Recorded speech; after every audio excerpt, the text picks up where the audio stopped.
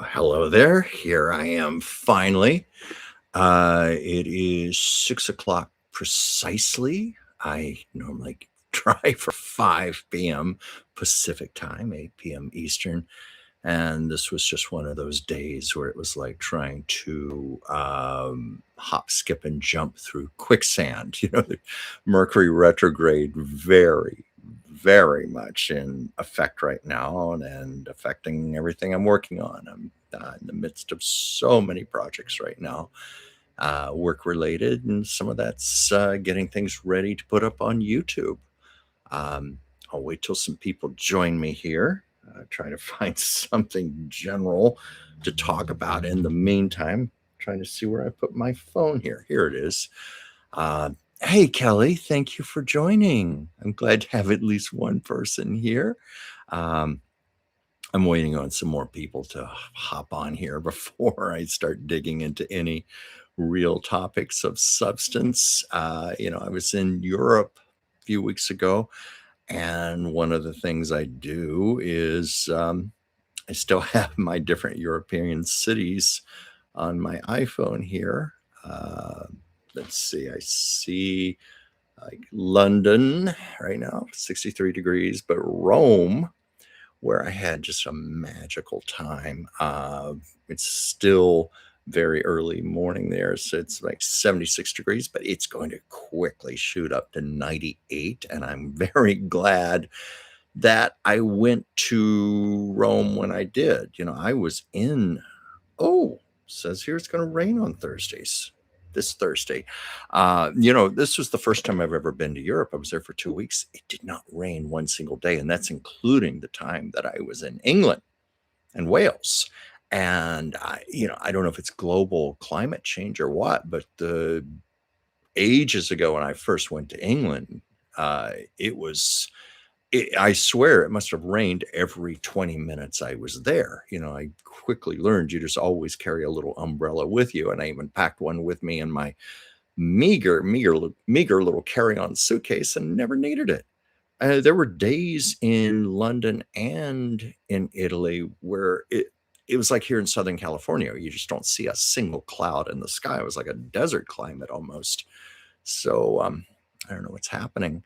But Kelly, how are you? What's going on with you right now? Let's see if some more people join on. I may have come on too late today and thrown people off, but I debated, do I go on at 5:45 or do I just wait till 6 o'clock and go on at a nice even time? However late, at least I'm an hour late. Dragon Rising 11, hello from Connecticut. Oh, I'm so happy to have you on here. How are things on the East Coast right now? It seems like we're getting heat waves all over the country right now. I'm, of course, here in Los Angeles. And it's actually been a little milder here, but I know that is deceptive. Yes, I figured. I know East Coast humidity. I'm originally from Virginia, little town in southwestern Virginia, and then I lived in Richmond, where I went to college. For I went, to college 4 years, and then I lived there for another 3 years after that. And Richmond is just about 2 hours south of Washington, D.C. And I just learned recently that Washington, D.C. was originally built on a swamp. And that does not surprise me because of the incredible humidity. I've been there where you just, in the summertime, you just stand there and water just rolls off of you like you're under the shower. And hi, Andy, I'm glad you decided to join. I'm glad to have you here. I think you mentioned you might be taking a break from YouTube channels, but I'm glad you're here. I'm really glad to have you here. And it's very hot there in Connecticut. And let's see, Kelly, the staying busy. The fire horse is working me hard. Me too. Me too. It is like, giddy up, giddy up, giddy up, giddy up, giddy up. And it's almost relentless. In fact, I think one astrologer said, get ready for it to get even more intense as we enter the second half of the year. I know the first half has been very intense for me, and I'm doing my best to try to keep up with it. Yeah, it just seems like it's humid everywhere. Ellen Alshire, hey Chuck, hello from Kenosha. Well, hello. Thank you. I'm finding I'm getting a lot of new people on here in the last few weeks, and I'm very, very happy about that. Uh, I it was thanks to some videos I posted a couple of weeks ago, particularly the one where I did a channeled reading from Amelia Earhart. That more than doubled my subscribers. So I believe that's spilling over into here, and I'm just very, very happy and honored to have you with me. Let's see. Poet MC3. Hello from Northern Illinois. Hi. Um, what was this? Ellen said I played at the Eclipse on the 200th and second band members passed out.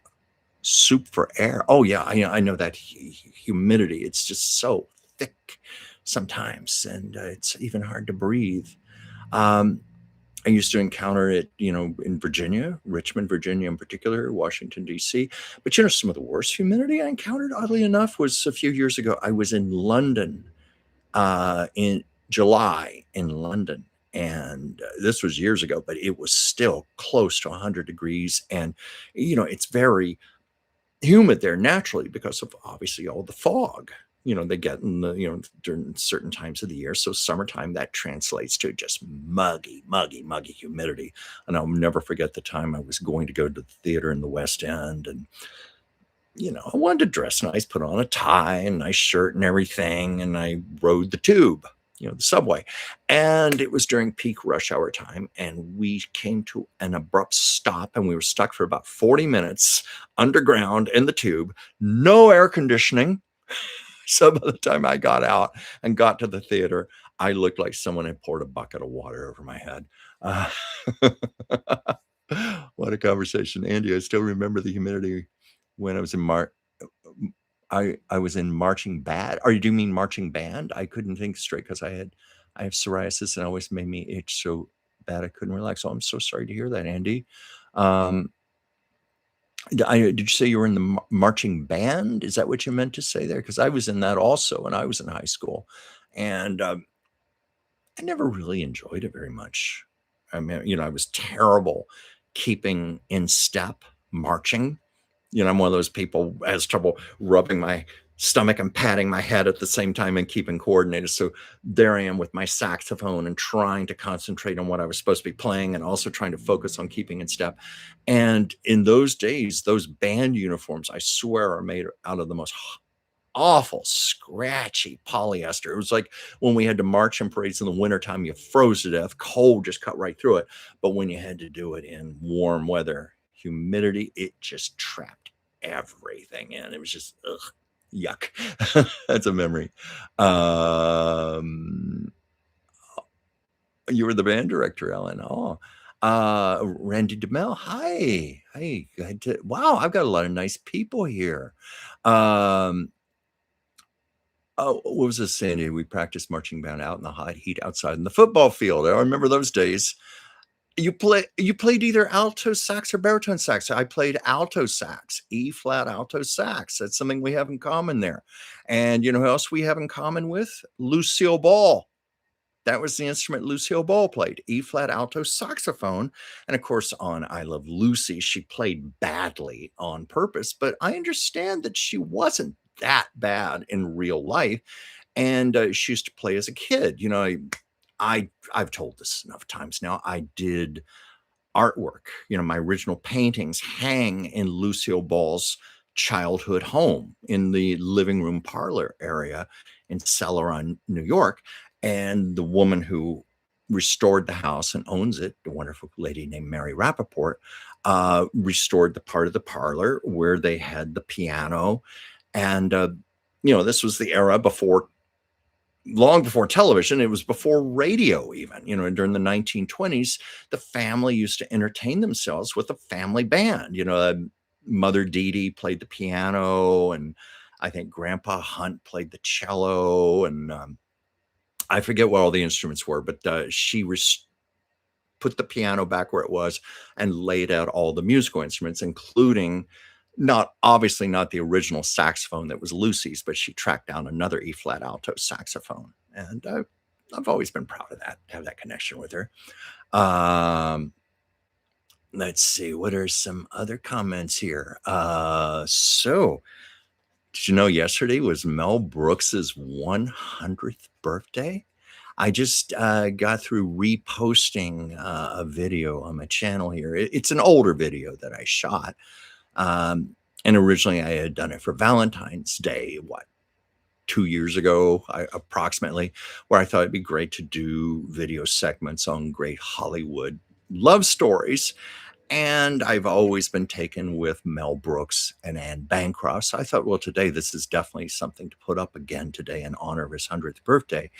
And it was one of the great love stories. I think they were together 44 years total. And the only thing that did separate them was Anne's death from uterine cancer.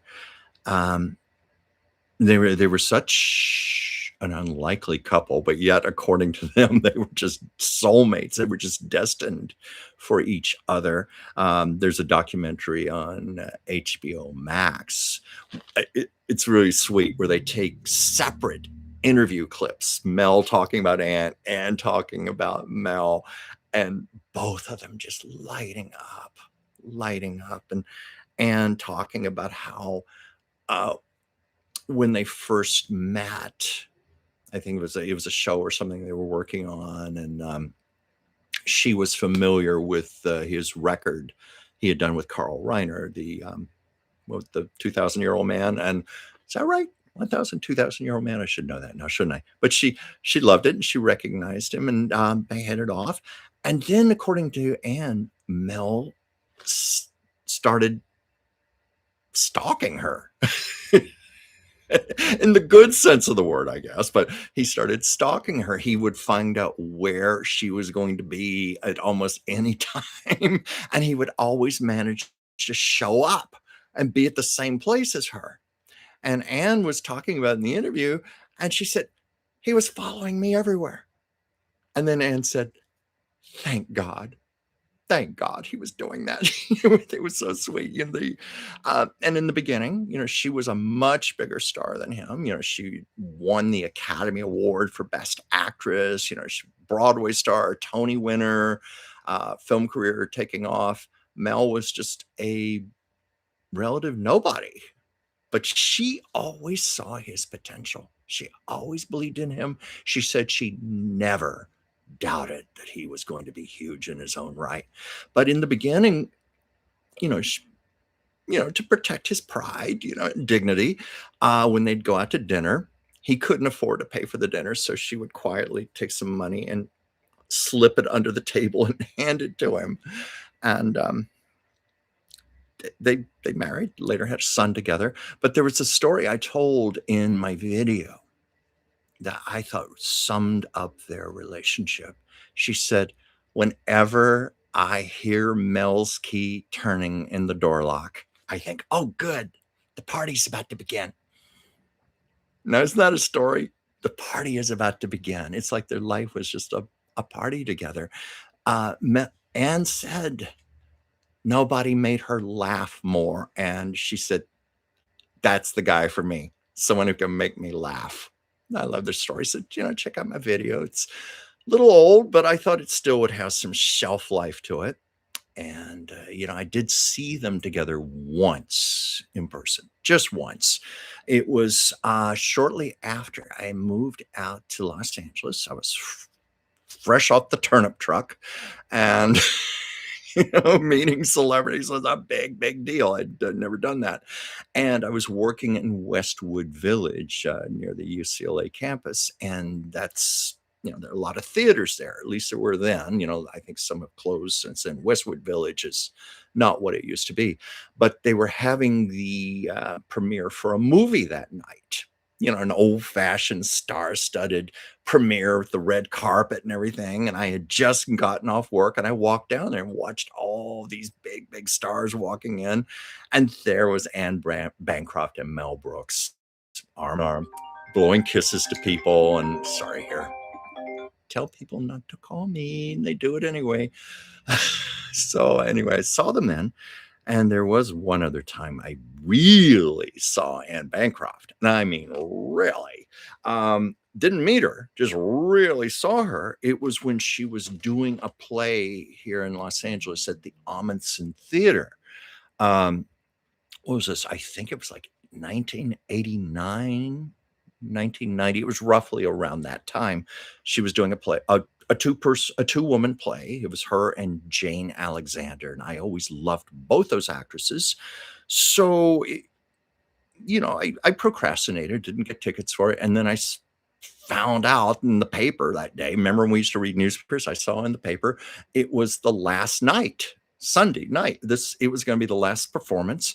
I figured, well, I better try to get something. So I just got on the phone. I said, give me anything you have available. And they said, well, we do have a cancellation here. And I said, great, I'll take it. I'll take it. Get there, not even knowing where I was going to be seated. And it was done in sort of a theater in the round type of thing, like I guess like a small amphitheater where they had a little platform where the actors worked and performed. And the usher guided me and just took me further and further down until we were getting closer and closer to the little platform.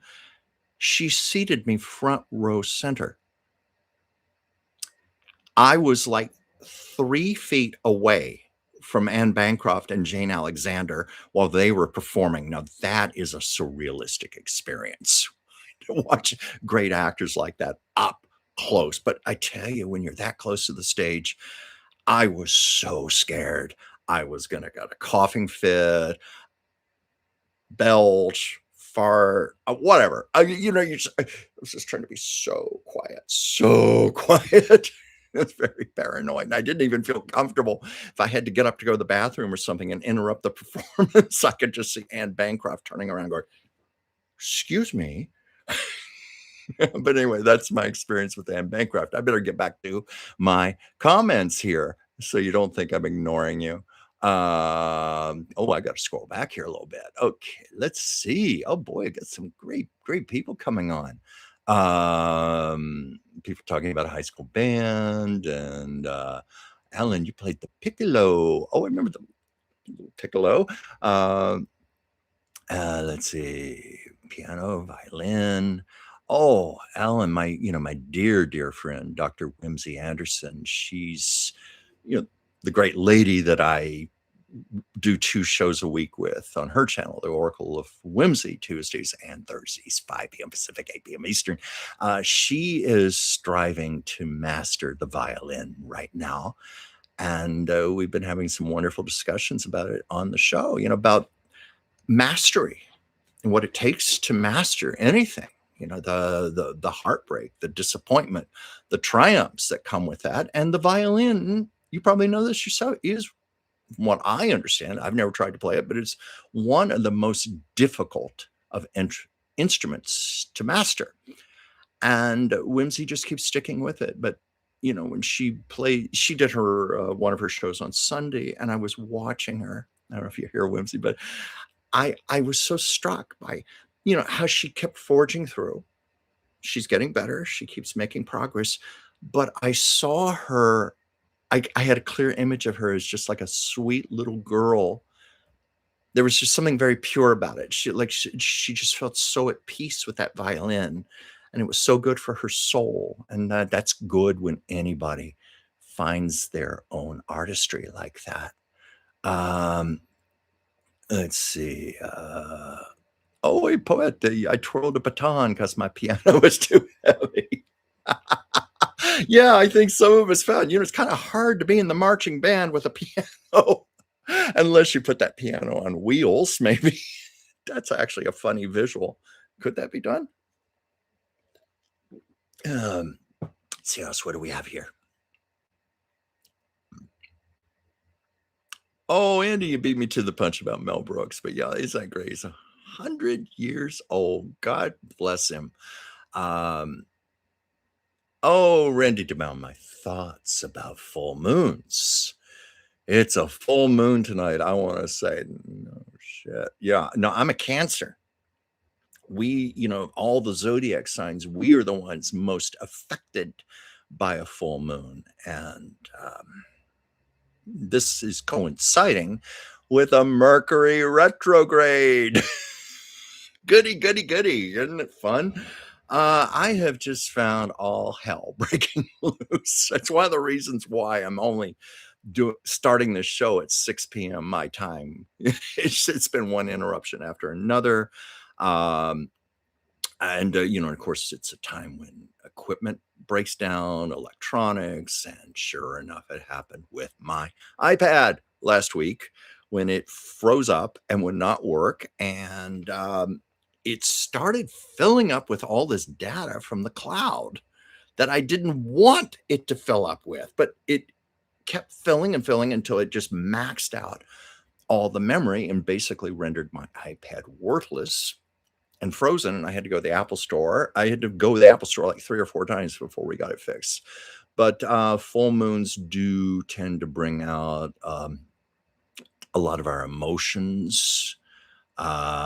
People, hence the term howling at the moon, craziness. I've talked to a lot of people who said they notice whenever there's a full moon, like if they're on public transportation, like a bus, you just see people acting so weird and so crazy and erratic. I've got some friends that are definitely acting erratic right now. No, I'm not going to tell them that to their face just yet, but that's happening. How are you guys doing with the full moon and the Mercury retrograde right now? And hi, Gigi, part of the Lord. It's always so nice to have you here. And Dragon Rising, High Anxiety, one of the funniest films ever. Yes, I agree. It's a parody, of course, of Alfred Hitchcock films. And I loved Cloris Leachman's character, Nurse Diesel. She reminded me of my 5th grade teacher. Harvey Korman. She and Harvey had that little S&M thing going on with each other. And she was so sadistic. Anyone who's late for dinner gets no fruit cup. And Harvey Korman, of course, shows up like 10 seconds late. She gestures for his fruit cup to be taken away, and then she proceeds to slowly slurp her own fruit cup in his presence. Remember that?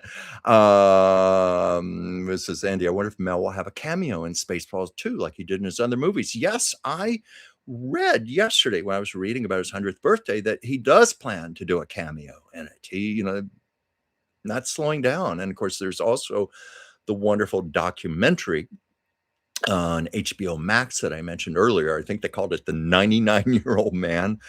And yeah, check it out. It's very good. Very good.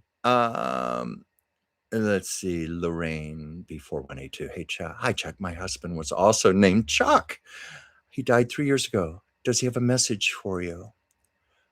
Okay. I see some other questions coming in here, so I guess I better start shifting gears here.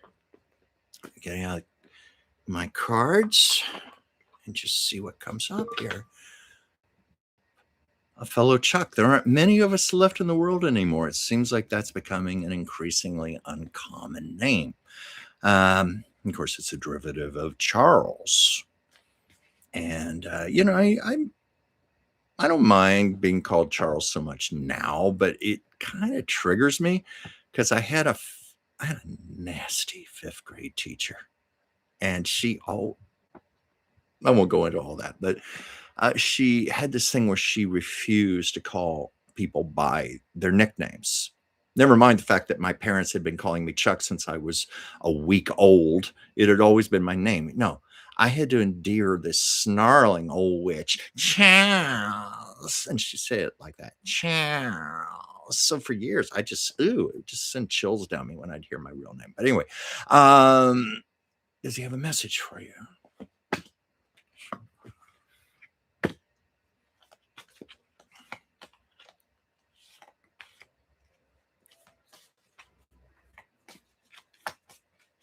See what comes out here.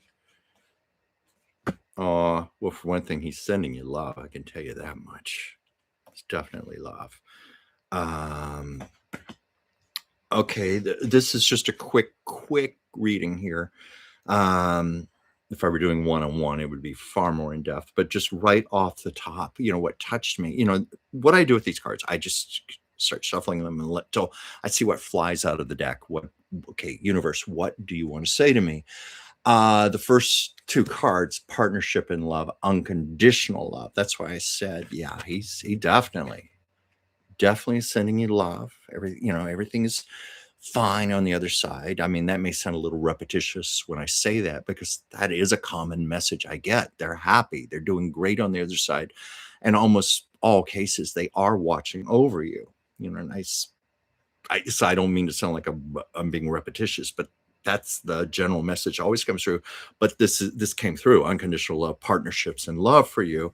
But he is telling you as you stick, you stick to whatever your priorities are, make sure you incorporate balance in with that. Like, don't go so overboard that your life is out of balance as you stick to your priorities. And maybe more specifically what he's referring to there. But yeah, find balance in your priorities.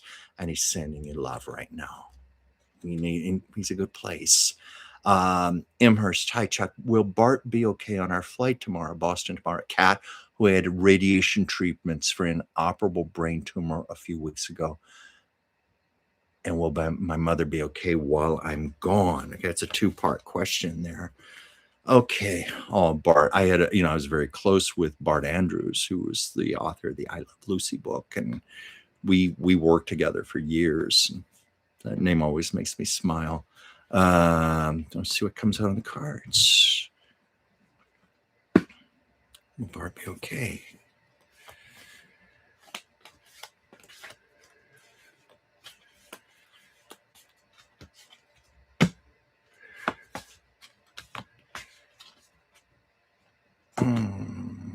Okay. Because you said, yeah, okay. The first thing I'm getting here, I want to get a bit clearer picture here. It was interesting, the first two cards I had. Okay.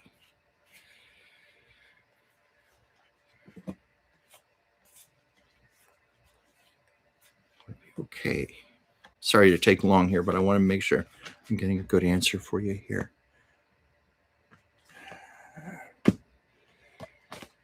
Okay.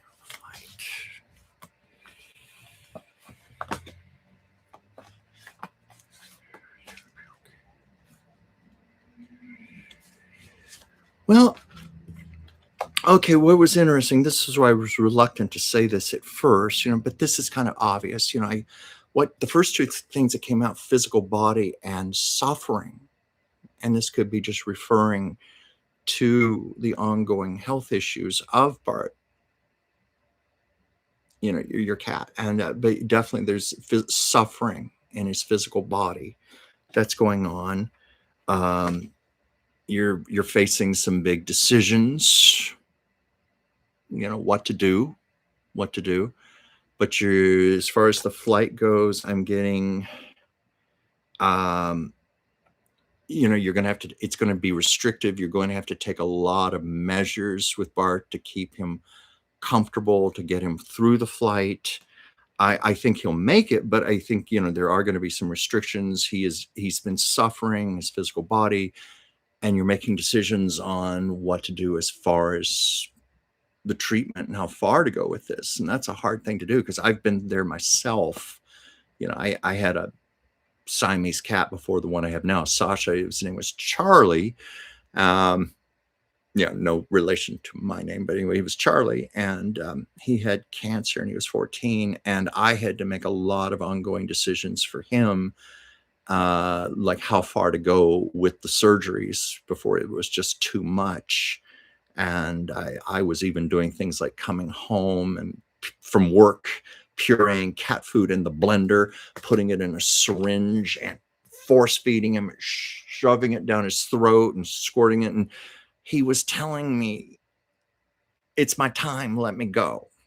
I don't want to eat. I just want to be left alone. Let me go. And I see that now, but I was I think I was keeping him alive for me when he wanted to go. So Amherst, I know it's difficult. It's difficult. And I know you are watching Bart, and I know you're doing the best you can possibly do, but just be mindful, watch closely. And I think that's part of maybe what this is telling me about decisions and restrictions, like how far to go with this.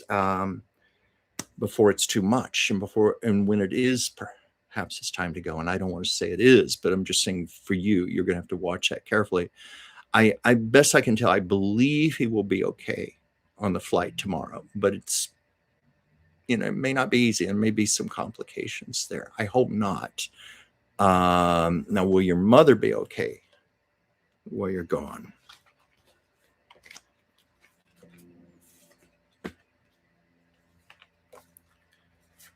Okay. First card, solitude here.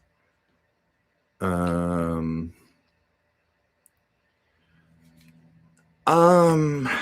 want to have something a little more optimistic for you. Let me try and find some more.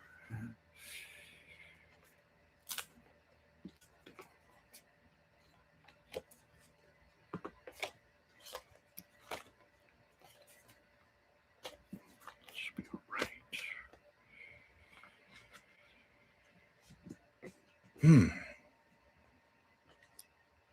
You know what I'm getting? Alone, loss, like sorrow. There is going to be some sorrow, but I want to tell you if she's going to be okay. And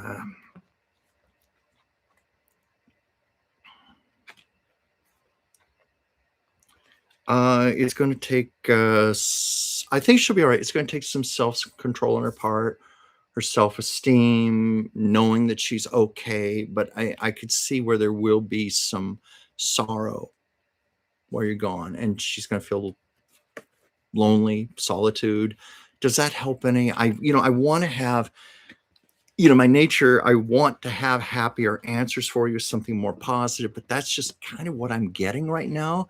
But I don't get that it's any kind of crisis or anything bad. But yes, there's going to be a feeling of solitude and sorrow, and it could be touch and go with Bart on the flight, but I think he will make it okay. I hope that helps you. I hope that helps you. Geocosmic Valentine. Hi there. Hi. Anyway, Emers, tell me how that feels, how that resonates with you. If I was on target there. Dragon Rising, the French horn can be challenging too. I remember that in high school. Amherst, all things excellent are as difficult as they are rare. Oh, that's quite something. Yeah, I know what it is. I know. We love our pets so much. They're like our children. I was just reaching the tail end of Barbara Streisand's autobiography last night, the audiobook, and she was talking about the loss of her dog Sammy, and how devastated she was by that, and how she was trying everything possible. This woman of wealth and means, so she was doing everything possible to save that dog's life. But the dog had cancer, 14 years old, and she realized it was her time. And Sherry O'Tui. Hello, Chuck and community. Oh, Dr. Stephanie. Hi, my dear friend Stephanie. I'm so happy to have you here. And I just lost my place in the comments. Let me come here. Let me get back up here. But it's great to see you. Well, I could say it's great to I can't see you, but I can feel you, my talented friend. And of course, I was thinking about you very much when Anne Blythe passed away. And any of you out there don't know who that is. She played Vida in the Joan Crawford classic film, Mommy Dearest. Mildred Pierce. That M sound started to come out of my mouth. I didn't mean Mommy Dearest. Oh, there certainly are some comparisons there, but I thought of you, Stephanie, immediately. And I hope you saw that little tribute I sent you that Anne Blythe did for Joan Crawford. They loved each other very much in real life. And she was saying when they did their slapping scenes, Joan insisted that they do them for real. So Joan slugged her, and then when it came time, Anne slugged Joan, but it was so effective on camera, and Joan was very smart about that because she knew how it would look on camera, but also emotionally, it would get the reactions that were needed that were completely authentic. Let's see here. Fanic, hi, check my birthday's tomorrow, the 30th. I do believe the full moon is tomorrow. That's going to my calendars. Well, even if it's not completely full, I find still once you see that big round ball up in the sky for several days, that's when it starts doing all of its havoc. At least that's true for me. Maybe it's because of my zodiac sign of Cancer, but I'm being very affected by it right now. Geocosmic Valentine, full moon in Capricorn is great for getting things done, doing lots of work, administrating projects through to completion. Mercury retrograde makes you pay attention to the minute details. Well, that certainly has been my life the last few days, and certainly it's going to be that way tonight because I've got to do some work for my channel tonight. Shoot some new videos, repost a few things. I'm working on artwork to accompany some of my channeled readings. I'll talk about one. If the opportunity arises, I want to make sure I get to your questions first here, but I want to post a video on Harry Truman that I'm very proud of. And I also have a portrait, but let me get through the questions and comments here so I don't miss people. Chuck, remember in High Anxiety when Charlie Callis was in it and he thought he was a dog? Oh, yeah. Yeah, it was funny. And of course, I love Madeline Kahn. What a great, great comedian. She was somebody who was taken away from us way too soon. Like the great Gilda Radner, whose birthday was yesterday. Yesterday would have been Gilda Radner's 80th birthday from, the original Saturday Night Live. Both of those great, great comedians died from ovarian cancer. And of course, I met Gilda Radner when I first moved out here. I mentioned I was working in Westwood Village and I saw that movie premiere and saw Mel Brooks and Anne Bancroft. Well, earlier I met Gilda Radner, and that was so exciting for me because I had loved her on SNL earlier when I was in high school. Let's see, where's some other comments here. People wishing Fanic happy birthday. And, and by the way, my birthday's July 8th. And I don't know if Joyce Petrus is here. She knows because she does my astrological charts. My moon is in Capricorn. So that gives me just natural drive. I tend to push myself very hard and relentlessly when I get into my projects. And I'm told it comes from that Capricorn moon because that affects our moon sign, affects our personalities. Pat Sparrow, Chuck, Blazing Saddles. Oh, yes.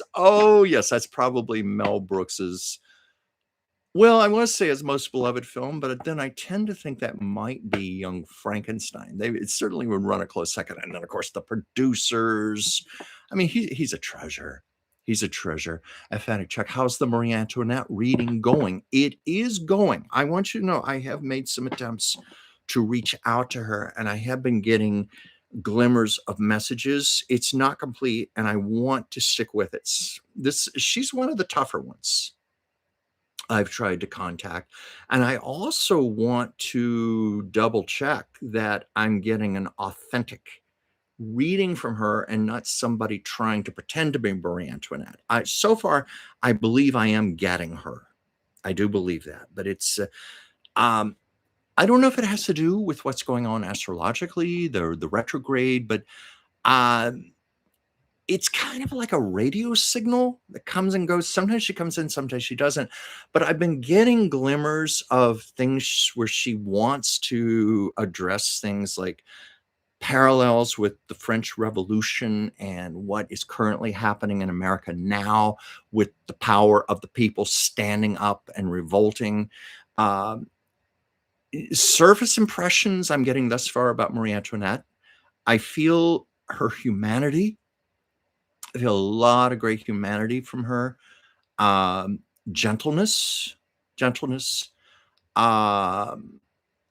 She was certainly devoted to her children. I mean, I recognize that's a known fact about her. That's in the history books, but I'm feeling that like She was very much about family. She was devoted to them. She had a greater sense of empathy than I think many people realize, and I think a lot of that has to do with a lot of the reputation that was thrown upon her that's stuck in the history books. Like we know now, she never said, let them eat cake. Um, any more than George Washington when chopped down a cherry tree and said, I cannot tell a lie. I did that. Those embellished things work their way into the history books and become fact. Um, and she certainly was vilified by her people, rather, what she feels was rather unfairly. I'm sensing, I'm just telling you surface things I'm getting as far. I want to go much, I really want to give this as a complete reading once I have it together.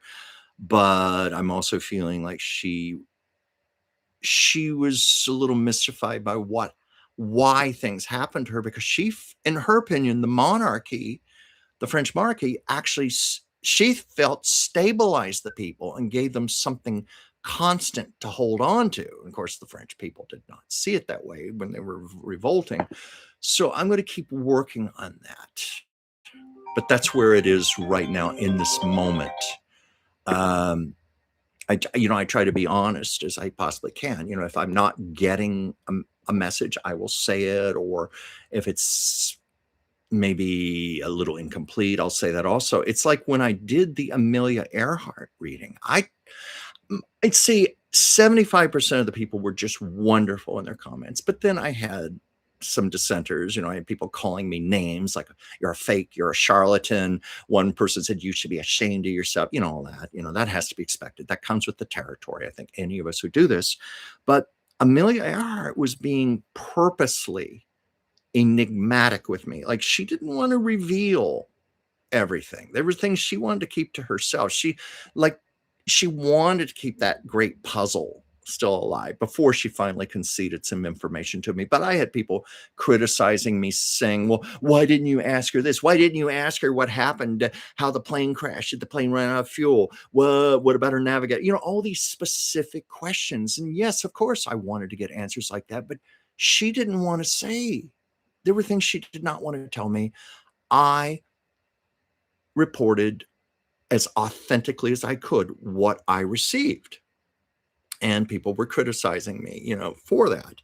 And, what I try to do is let Chuck get out of the way. And I just open up my heart and I receive, and whatever they want to tell me, I do my best to be respectful of that. And that's what she, and I said, do you have a public message? That's what she wanted to give me.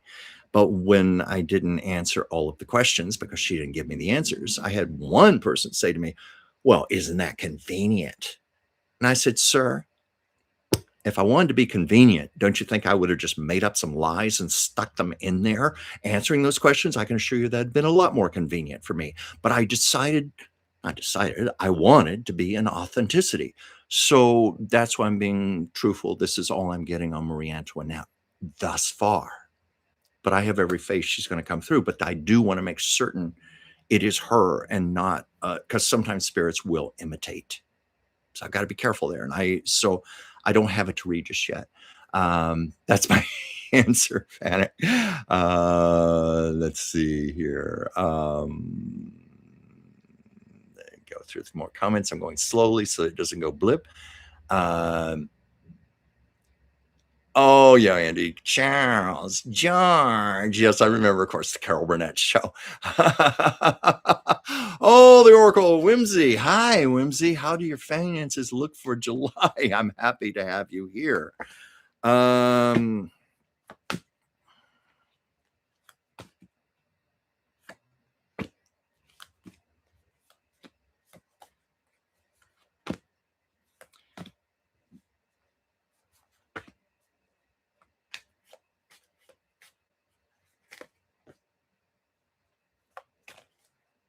See.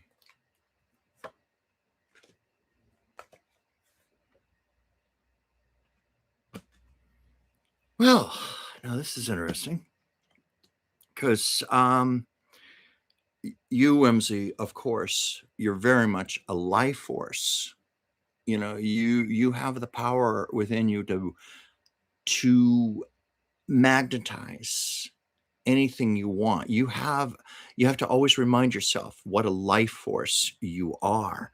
Um, and of course, what you do does depend a lot on the community, the people, your viewers, people wanting readings, people wanting to do medical appointments with you. By the way, folks, Dr. Whimsy Anderson is the brilliant woman that I do along with the fabulous Joel Tilson, 2 shows a week, Tuesdays and Thursdays, on the Oracle of Whimsy channel. Whimsy is probably the finest intuitive in the world that I know, and I don't say that lightly. She is so brilliant, and she's also a magnificent naturopathic doctor. Uh, I do her appointments. I do. You can reach me. And I will help you with your appointments, her bookings. I make a lot of calls to her people. But anyway, Whimsy, you are a life force, but you are dependent on the community right now. This is what's interesting. There's a lot of competition going on right now for the type of thing you do. So I think that's about finding ways, and I know you're doing this, to ways to show why you're such a life force, what your individuality is, what makes you a star. Because you're a star, Whimsy, and it's gonna make you stand out. But right now there is a lot of competition going, a lot of pulling back and forth. I sense there's some exhaustion on your part on this. And at times it does feel like a lot of risk, but ultimately I do get gifts. I do feel it's going to get better. It is going to get better, Whimsy.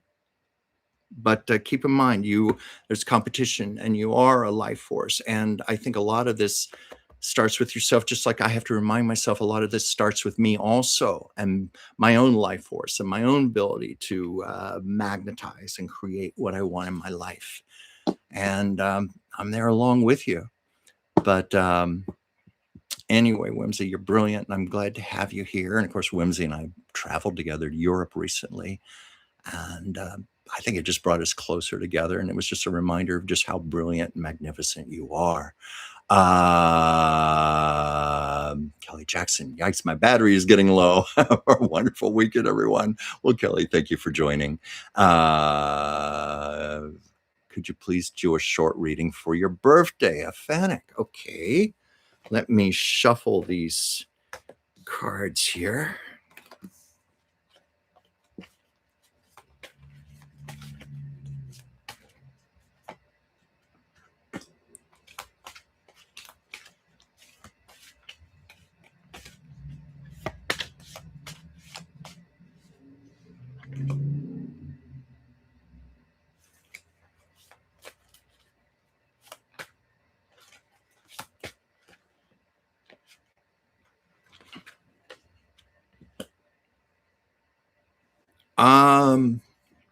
Fanning, I feel like maybe there has been some despair, a shadow in the past for you, perhaps, or at least some feelings, something that's been weighing upon you. But I'm getting that this is going to be a period for you to focus on your priorities. Some of that is going to be taking time for yourself to refill the well, so to speak, nurture yourself, take care of your health. That's mental, physical, emotional, spiritual health, but some time for yourself, and also about getting more out into your community amongst your people. I think there are going to be, I got this again, gifts. There are going to be gifts that are going to come to you from getting more out into your community. And what that could be ways of making you feel more fulfilled, more creative. It could be new friends, new opportunities. Just be open to that. So how does that sound for your birthday? Was it Pat Sparrow? My husband passed 7 years ago on our son's birthday. So sorry. I wonder if he would talk and give a message for my son.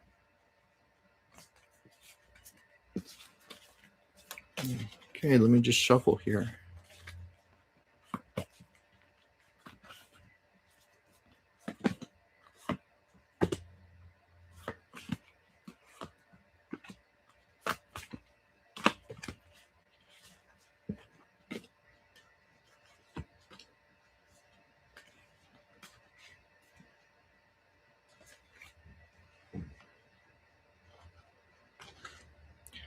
Um, he's saying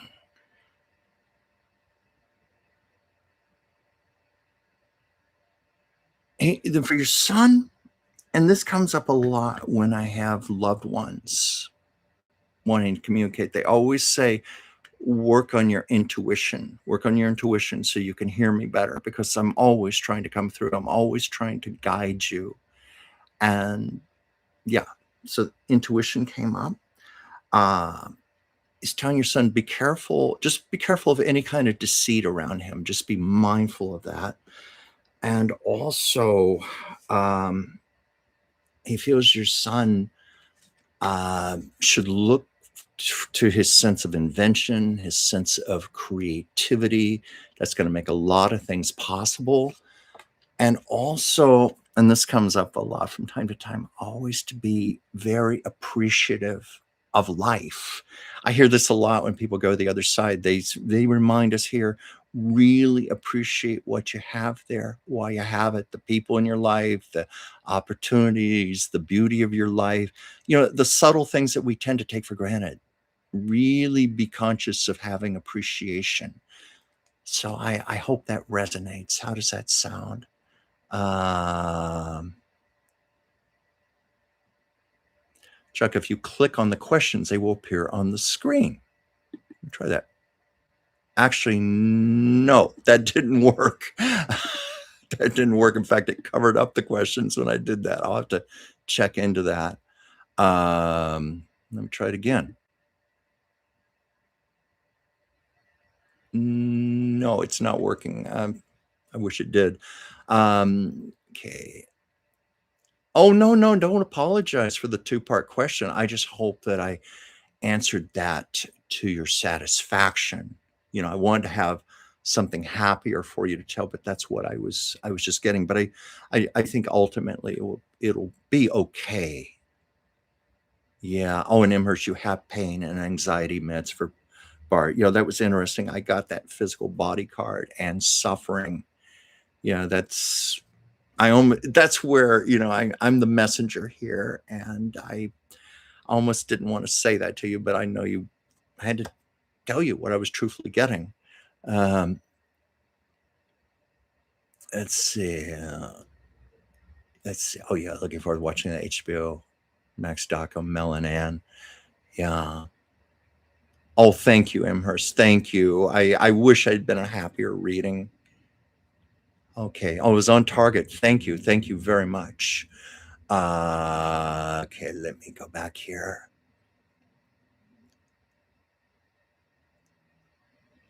Sorry. Sometimes when I scroll down, it blips and skips through a whole lot here. Okay, I'm back on target here.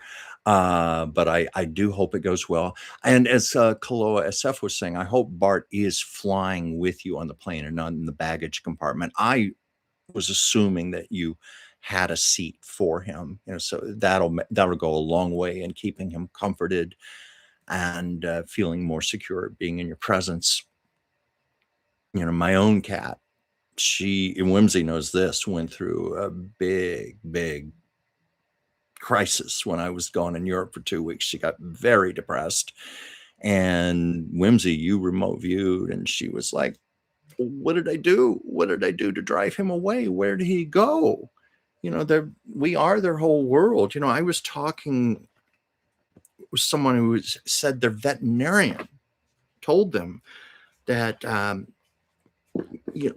Imhurst, I'm not saying you're putting your cat down by any means, but it's just people, when they do have to put down a pet, a dog or cat, they don't want to be in the room when it happens. And this vet said the last thing the dog or cat is doing is like, where are you? Where are you? Why did you leave me alone? Why did you leave me alone? Why aren't you with me while I'm passing over? They're very conscious of that. And my cat, she took it badly, and I was gone. So, just stay with Bart and keep him comforted. What was this, Imhurst? Bart and Yori are flying with me in first class, never in storage area. Thank goodness. I would never want to put my Sasha in the baggage compartment of a plane. I have heard horror stories about the oxygen levels and the pressure levels and temperature fluctuating all over the place. And sometimes the pets don't make it. So I'm glad to hear that. Um, Hello, SF. I still miss my fur baby. It's been 3 years in July. Well, I lost my last cat 11 years ago, and I still miss him very much. He died minutes before the stroke of midnight on New Year's Eve, when 2014 was turning into 2015. He did not want to go into that new year.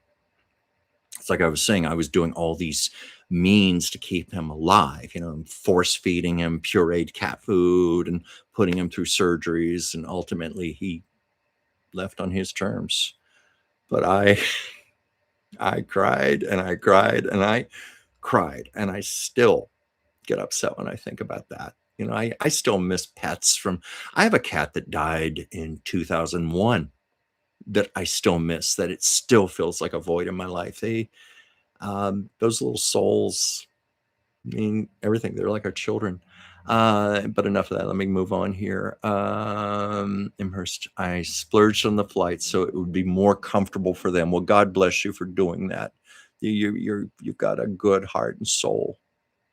Thank you for doing that. And of course, someone mentioned Anne Blythe here, and F. Fennec. Yes, true. I hope that reading was good for you. And let's see. So the kitty rides next to you in cabin in first class. And I love Madeline. And let me just slowly go through the comments here so I don't lose them again. Yeah, you know what? I thought Mel Brooks was going to pass soon after Anne Bancroft. Also, that often happens with husbands. For some reason, husbands take it much worse than wives. I had a very dear friend who lost her husband, and she was in a support group with other recently widowed men and women. And she said, after about 3 months of therapy, she was ready to move on with her life. And most of the other women were too, but the men they were all devastated still. None of them were making any progress. And I do have a friend who was lightly acquainted with Mel Brooks, and they were talking like, I think it was 2 months after Anne Bancroft had died, and he said that Mel was just inconsolable. He just didn't even know if he could continue with his life without Anne by his side. He took it very hard. Dragon Rising, Chuck, what is your rising sign? Let's see. My moon sign, of course, is Capricorn. My sun sign, Cancer. My rising is Taurus. Taurus. What do you make of that? I wish my friend Joyce was here right now. Yeah, Merce, I loved What's Up, Doc, though. That wasn't a Mel Brooks film. That was Peter Bogdanovich, but still, I agree with you. I love that movie. Tatum, I'm Cancer Moon in Gemini. But the moon sign is supposed to determine a lot of our personality. Wow, it's only been 2 years since my fur baby passed. Just checked. Seems like a long 2 years without him. I know. I waited 6 months before I got Sasha when she was a kitten. I just could not bear to have another cat. I just couldn't. I needed time to grieve and mourn. I'm sorry about your own loss, but I will say this, as cliche as it sounds, the best way we can ever honor the memory of our previous pet is to take all that love we've held in our heart, and then we give it to the next pet. And that's how we're honoring the previous pet. They wouldn't want it any other way. They want us to go on with life. They want us to keep loving other animals, and they go on to the spirit world just like humans. I've said that one of my great, great hopes is that when the time comes, the rainbow bridge is a very real thing. And when I'm on the other side, all my dogs and cats and hamsters and birds and turtles and whatever else I had going back to early childhood, they all come out to me. I would be so excited, especially see my dogs and cats again, all together in one place. I my human friends, my human family, like, sorry, grandma, I'll be with you in a little bit. I want to spend time with my dogs here. That's probably the way I would be in the spirit world upon entering. Anyway, Fennec, that's fantastic news. Just thanks for looking into Marie. Well, I am trying my best there. I want to make sure I'm giving an authentic reading. Geocosmic Valentine. I'm excited about the Harry Truman reading to come. Well, you know something? This is a reading that I did on the show with Whimsy last October. And it was the time of the destruction of the East Wing of the White House. And I thought it would be very intriguing to hear what Give 'em Hell Harry would have to say about not just that, but obviously about going on with the government, the American presidency, um, state of democracy. And you know how I can tell I'm channeling authentically? Is sometimes when the spirit talking to me is a hell of a lot smarter and a lot more brilliant than me. Frankly, I mean, words that would never come to me. It was Harry. It was Harry, and it was a very good energy. It felt solid. It felt just intuitively right to me that it was definitely authentic. And I've got a video. I'm going to hopefully get it up tonight. I wanted to wait until I finished a portrait of Harry Truman to go with it because I think it's great to show my artwork along with my uh, my readings. And this is my portrait of Harry Truman. I'm giving you a little preview here.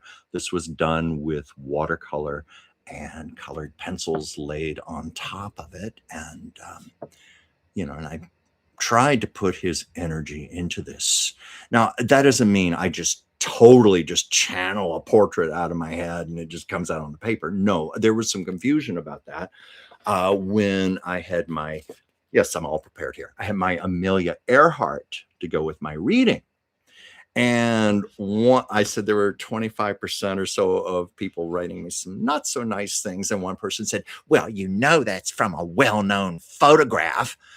And I wrote back, well, and I wrote in capital letters, of course I know that. And if you had been watching my videos, you would have seen the video where I showed the progression of the creation of the artwork with the photo there on my iPad. But aside from that, almost any artist I know works from a reference photo or a model. But what we're doing, we're taking our energy, our intuitive energy, and what we're channeling. And that's what's going into the layers of the colors, the line work, the abstraction. There's always abstraction. Like I've mentioned this when I do eyes, for example, there's always elements of abstraction because I'm trying to energetically capture what's in the soul of that person. That's what I'm doing. I'm not trying to just obviously do a whole portrait, just having it all come to me out of nowhere.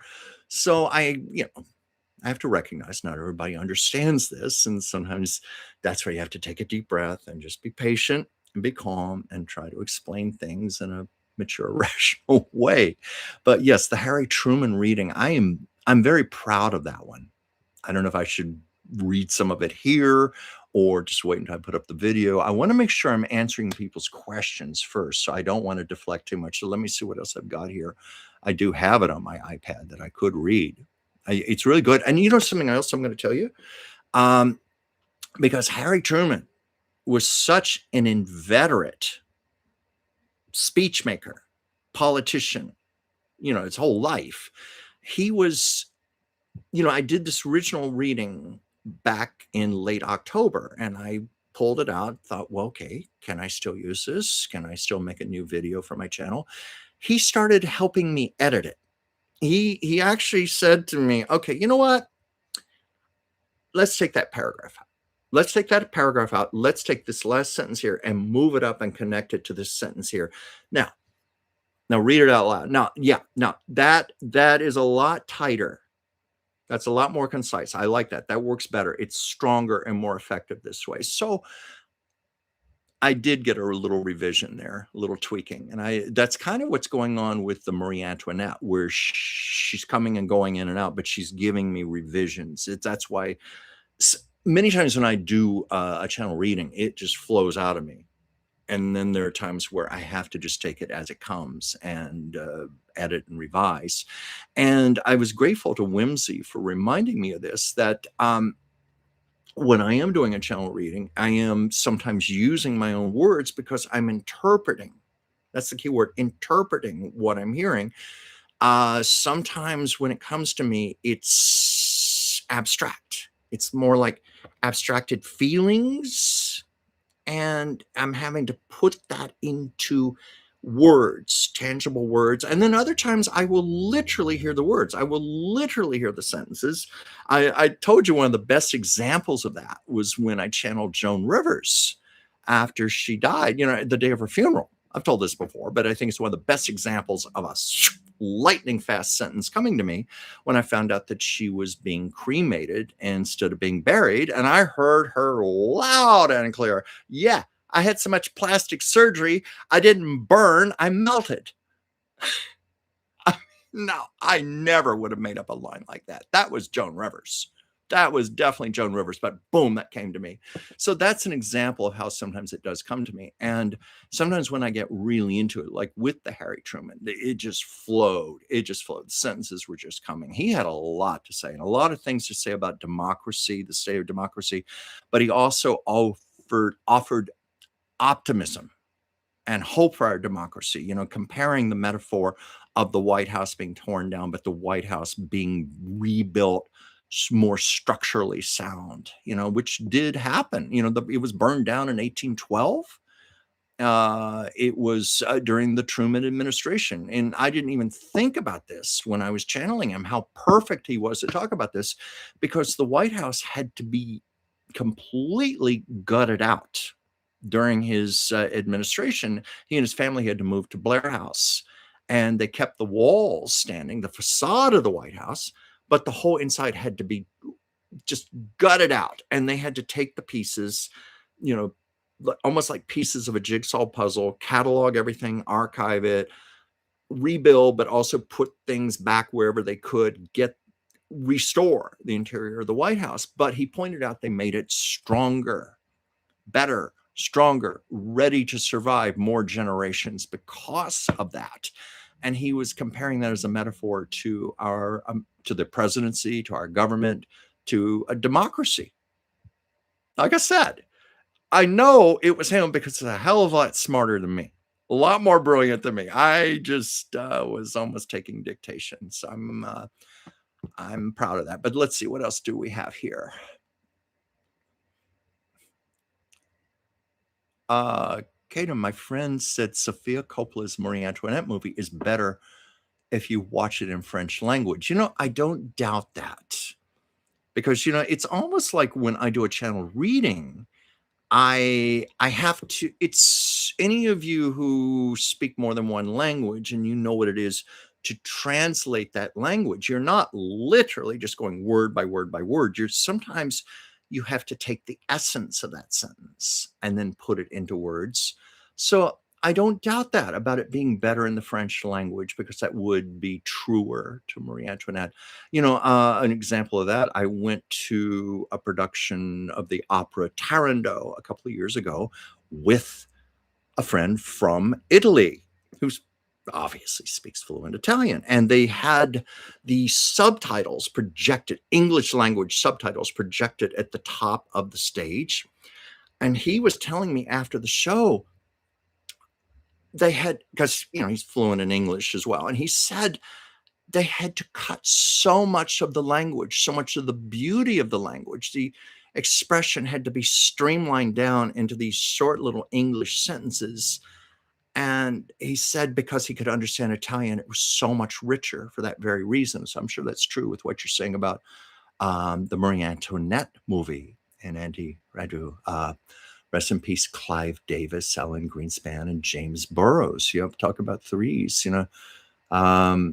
each brilliant. And of course, James Burrows gave us so many sitcoms. I mean, he directed Cheers, he directed Frasier, he I think he directed every single one of the Will and Grace episodes. He did some of the Mary Tyler Moore shows. I mean, those are top of the line pedigrees there.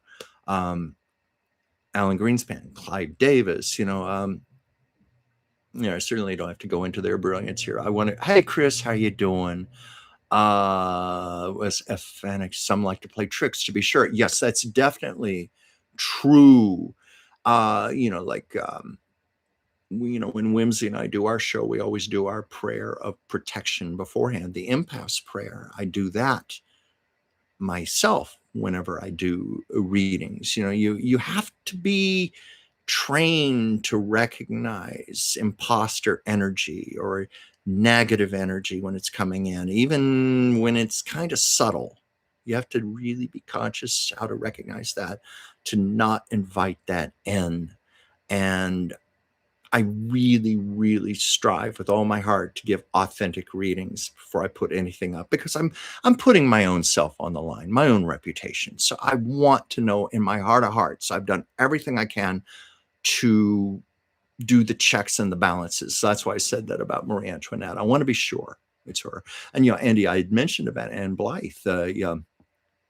She died last week at the age of 98.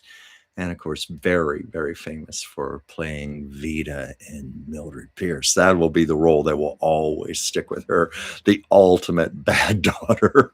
Let's see, I think that's also why a Ouija board is very dangerous. I agree with you there. Some spirits like to lie. Yeah. Well, I agree with you that on Ouija boards, because the problem with Ouija boards is people treat them casually, like it's a game, like Monopoly or Scrabble or something like that. They say it's fun and games, and you have to treat that with dead seriousness. See, because anytime you're dealing with the spirit world, ever, it's just like our world here. There's the good, there's the bad, there's the in between, there's the ugly, there's the vicious. I mean, there's some really, really dark spirits out there, and there are spirits that like to lie and like to pretend. And I feel, because I've been doing this for so many years, well, since the early 90s, I've, through trial and error, through working with fellow intuitives, but I'm reasonably good at determining this. But we're always works in progress. We're always growing, we're always evolving, we're always fine-tuning. Let's see, from Vivian 2020. Boy, that skip on me. Let me go back here. I got to get back to Vivian here. Sorry, I tried to go down. Okay. Hello, my friend. Does my mother have something to tell me? I lost her 60 years ago.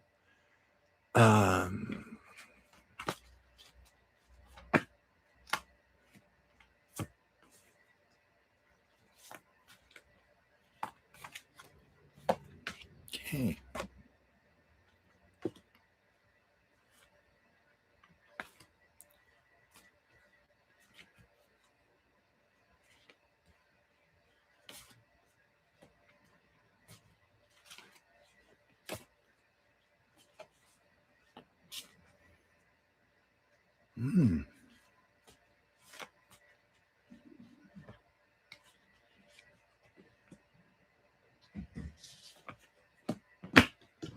Sorry it takes so long here.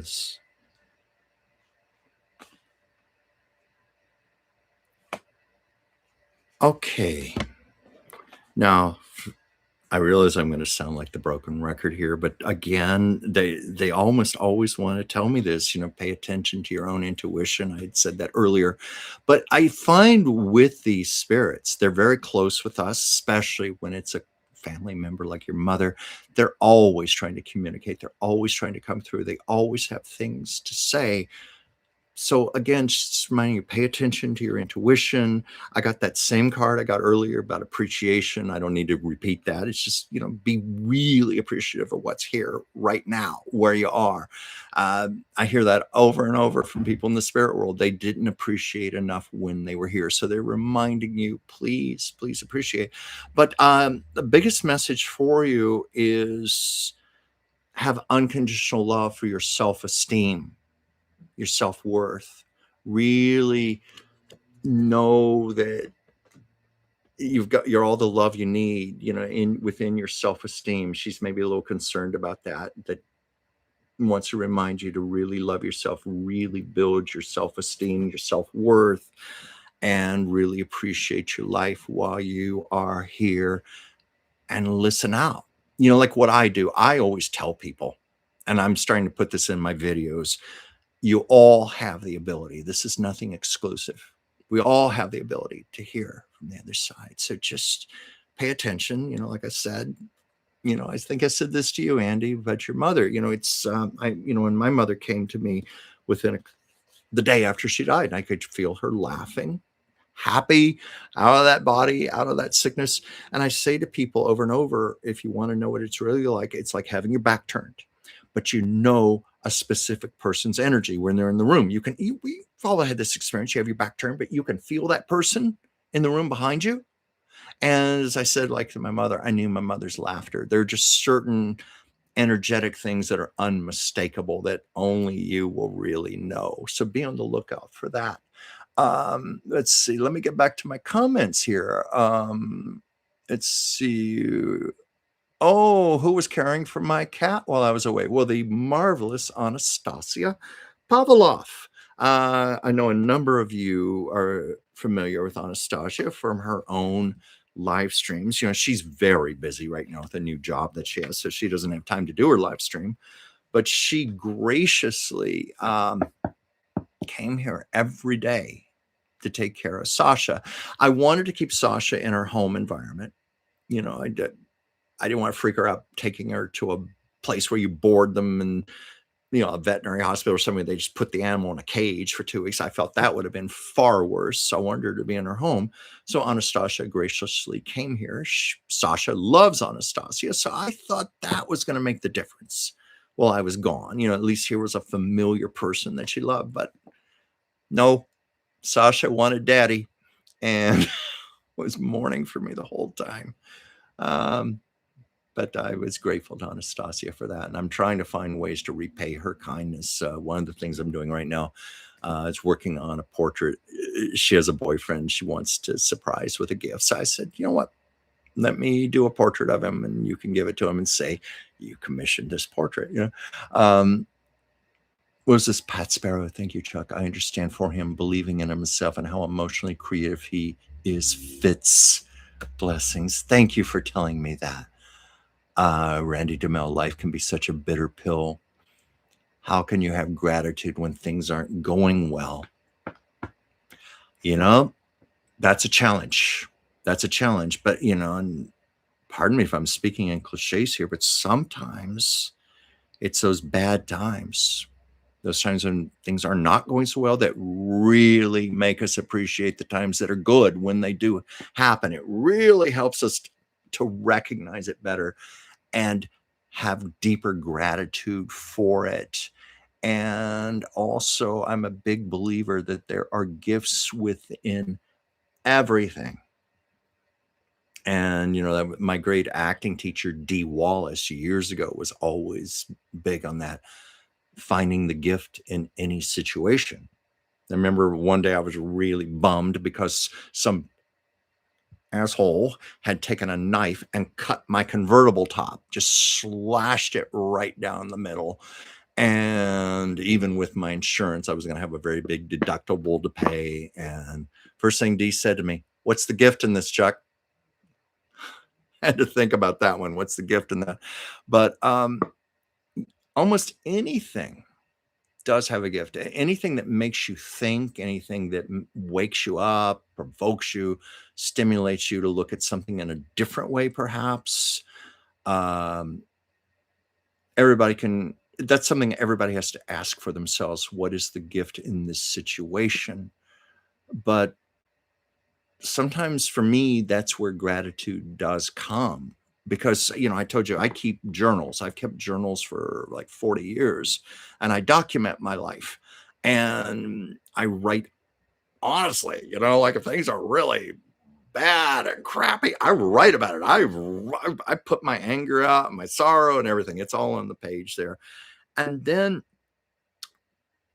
because I have these books now, I can turn the pages and look ahead a month, 2 months, 3 months, and see how it led me in a direction, a path that I wouldn't have taken any other way.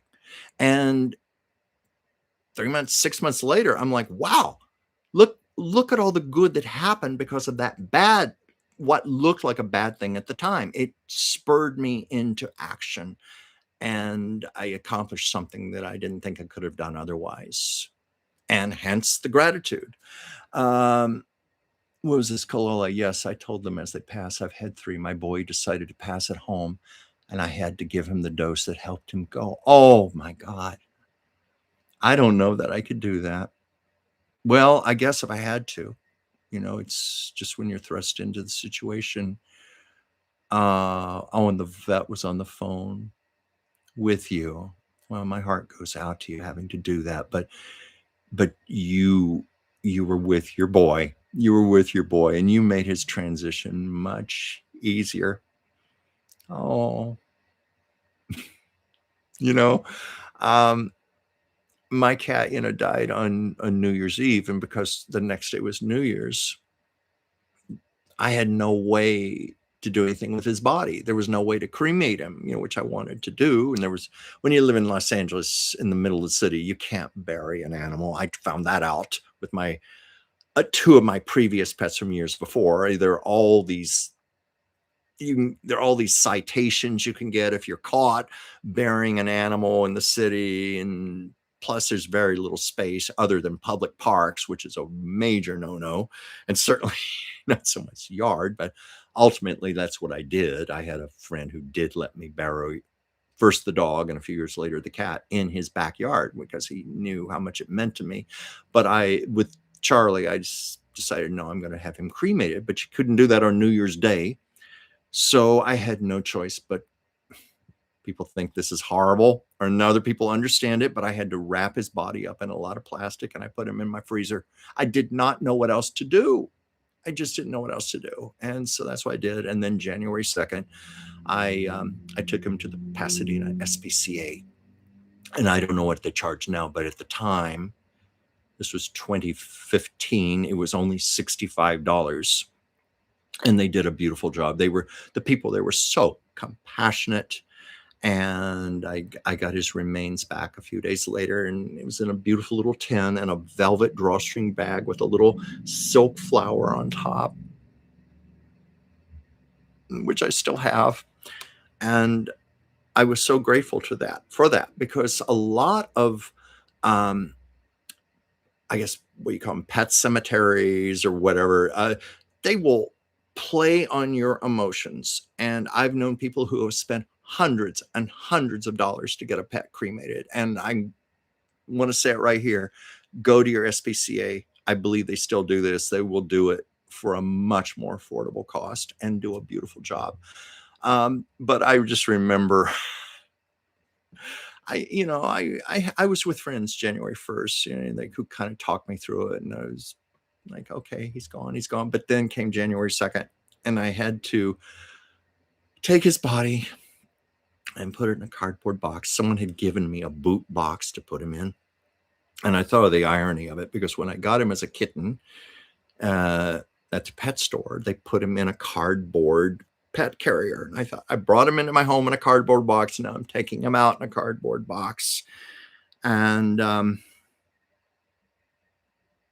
I was in the car driving to Pasadena, the box on my passenger seat. I was like, ah! I mean, just wailing as loud as I could. It's one of the great things about being in a car. If you ever have frustration or sorrow, you can scream as loud as you want. You can wail and cry as loud as you want.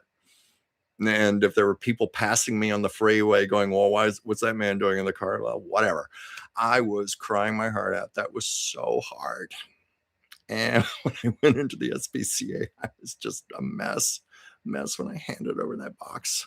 We get very close to them. But we do what we do out of love, don't we? Kalo, I was thankful I had the pain meds that helped him pass. But yes, it was not what I had planned. But the mobile vet could not get there for an hour. No more pets for me for a while. I told you I waited 6 months before I got another one. And you've seen her, Sasha. Saw her, she's sleeping right now, but you've seen the shows where she's flying across my lab desk air. You see my cards flying up in the air. You see her demanding attention, threatening to jump on the keyboard and disconnect the show and make it go blank. So I have to hold her. God love them. Let's see. Sherry O2E. I stayed in the room when I had to put all three of my beloved pets down, held them during the process. One of the most difficult things we have to do, but we have to do it for them because of love. Yeah, and let me tell you, they are so with us on the other side. So with us. When I do my portraits for people, many times it's impossible for me to do a portrait and not connect with the soul of the person and get messages. And I've done pets. Um, Only a few months ago, I did a big canvas painting of someone's cat that had died like 10 days earlier. And it was a very moving experience for me. Um, I think they really become like our guardian angels on the other side. They watch over us. I feel Charlie from time to time. Um, Also, the one that died in 2001, Sophie. Oh, she comes to me occasionally. She uses the color pink because she had a cute little pink nose and blue eyes. And that cat and I went through a lot together. She moved out to California with me. Almost died coming out here because it was the middle of the summer. And I had a U-Haul truck. Every possession in the world I owned was in the back of that U-Haul truck. And I had my car hitched up to the back of that. And this U-Haul did not have air conditioning. And we were fine until we hit the California-Arizona border. And I think it was Barstow. And this was about 8 o'clock at night. And I swear the temperature shot up suddenly like 40 degrees. And my poor little Sophie she went limp. She passed out and went limp. And when I held her, she was like a rag doll, just, almost lifeless. And I was like, oh no, oh no. And thank God I found a gas station. And I just went in the men's room and I filled the sink up with cold water and I soaked her body in the cold water and it brought her back to life. And then I just poured water down her throat and she was just drinking and drinking and drinking and drinking and drinking. And she survived that and she lived for many years after that, but almost lost her. Sorry, going to that memory there, but it's kind of hard not to when we talk about our pets. What was this, Kate? Mel losing his BFF Carl Reiner must have been tough. Oh yes, they had an incredible friendship. Carl Reiner lived to be 98. Mel's 100 now, but I was reading that after the death of, Mel lost Anne, and of course Carl lost his wife Estelle. They were both very lonely, very devastated over the loss of their beloved spouses. So Mel and Carl would get together every night, sometimes just sitting and watching television or playing games or cards or something, or they'd get into deep discussions, but they just became very even closer than ever companions to each other. And I'm sure that was hard for him to lose Carl Reiner, but Mel is hanging in there, still here. And in the documentary, you see his mind is still really sharp. It's like Dick Van Dyke. Dick Van Dyke is 100, heading toward 101 now, and his mind is still very sharp and together. And I had the great fortune of meeting Dick Van Dyke once. Yeah, sorry for everyone's losses, fur babies. I think it just helps us sometimes when we talk about them, and that's what I needed to do myself. Canine Catherine, that is so impressive. Well, thank you. I do watercolors well and watch your process with Amelia. Well, thank you. I probably should have sped that video up, rather than subjecting people to the full 17 minutes. But, as I do more videos like that, I will get better at condensing them down and editing them. But I wanted people to see the whole process. And something, Kate and Catherine, right now in this era of AI, um, and I'm talking to other artists. I have other artist friends on social media now. They're also feeling compelled to make videos of how their work is created because I don't think I've been accused of it yet, but others have. Well, did artificial intelligence do that? No, it came out of me, out of my soul, my own hands. I worked very hard to get to where I am. I've got like more than 50 years. If you want to go back to childhood, I've got more than 50 years of trial and error, painstaking experience. I studied art in college, Virginia Commonwealth University. I was talking about this with Whimsy not too long ago, such as, she's trying to master the violin right now. I mentioned how I have probably torn up hundreds, if not thousands, of drawings along the way. Of course, it doesn't help that I'm a perfectionist, but I have torn up things and just started over and started over and started over. And so to have someone ask you if a computer did this? F no. No, no. So yeah, anyway, I'd love to know what you thought about the making of a video that I did. My process is a little different from others, because I've watched other artists do their watercolors, and many of them will put down a lot more paint than I will. I tend to need to work the way I do, where I put down very thin, translucent layers, one by one by one, and just gradually build those up. And, a lot of people don't have the patience for that. Truthfully, I don't either. My method, and I didn't show this in the video, I just showed you the stages.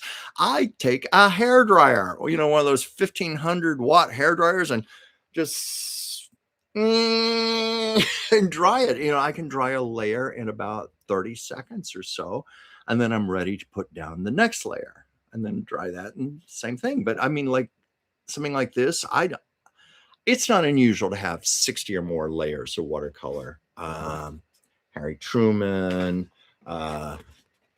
Princess Diana is one I'm working on right now. It's still not finished. It's almost there. Because what I also do many times with my watercolors is put down a layer of colored pencil on top of that. And that tightens up a lot of the detail. And I still want to work on the strands of Princess Diana's hair. And this is going to accompany a couple of channeled readings that I have from her. That's why I did that one. I've got a channel reading from Richard Nixon I'm going to post soon. This is still in working stages.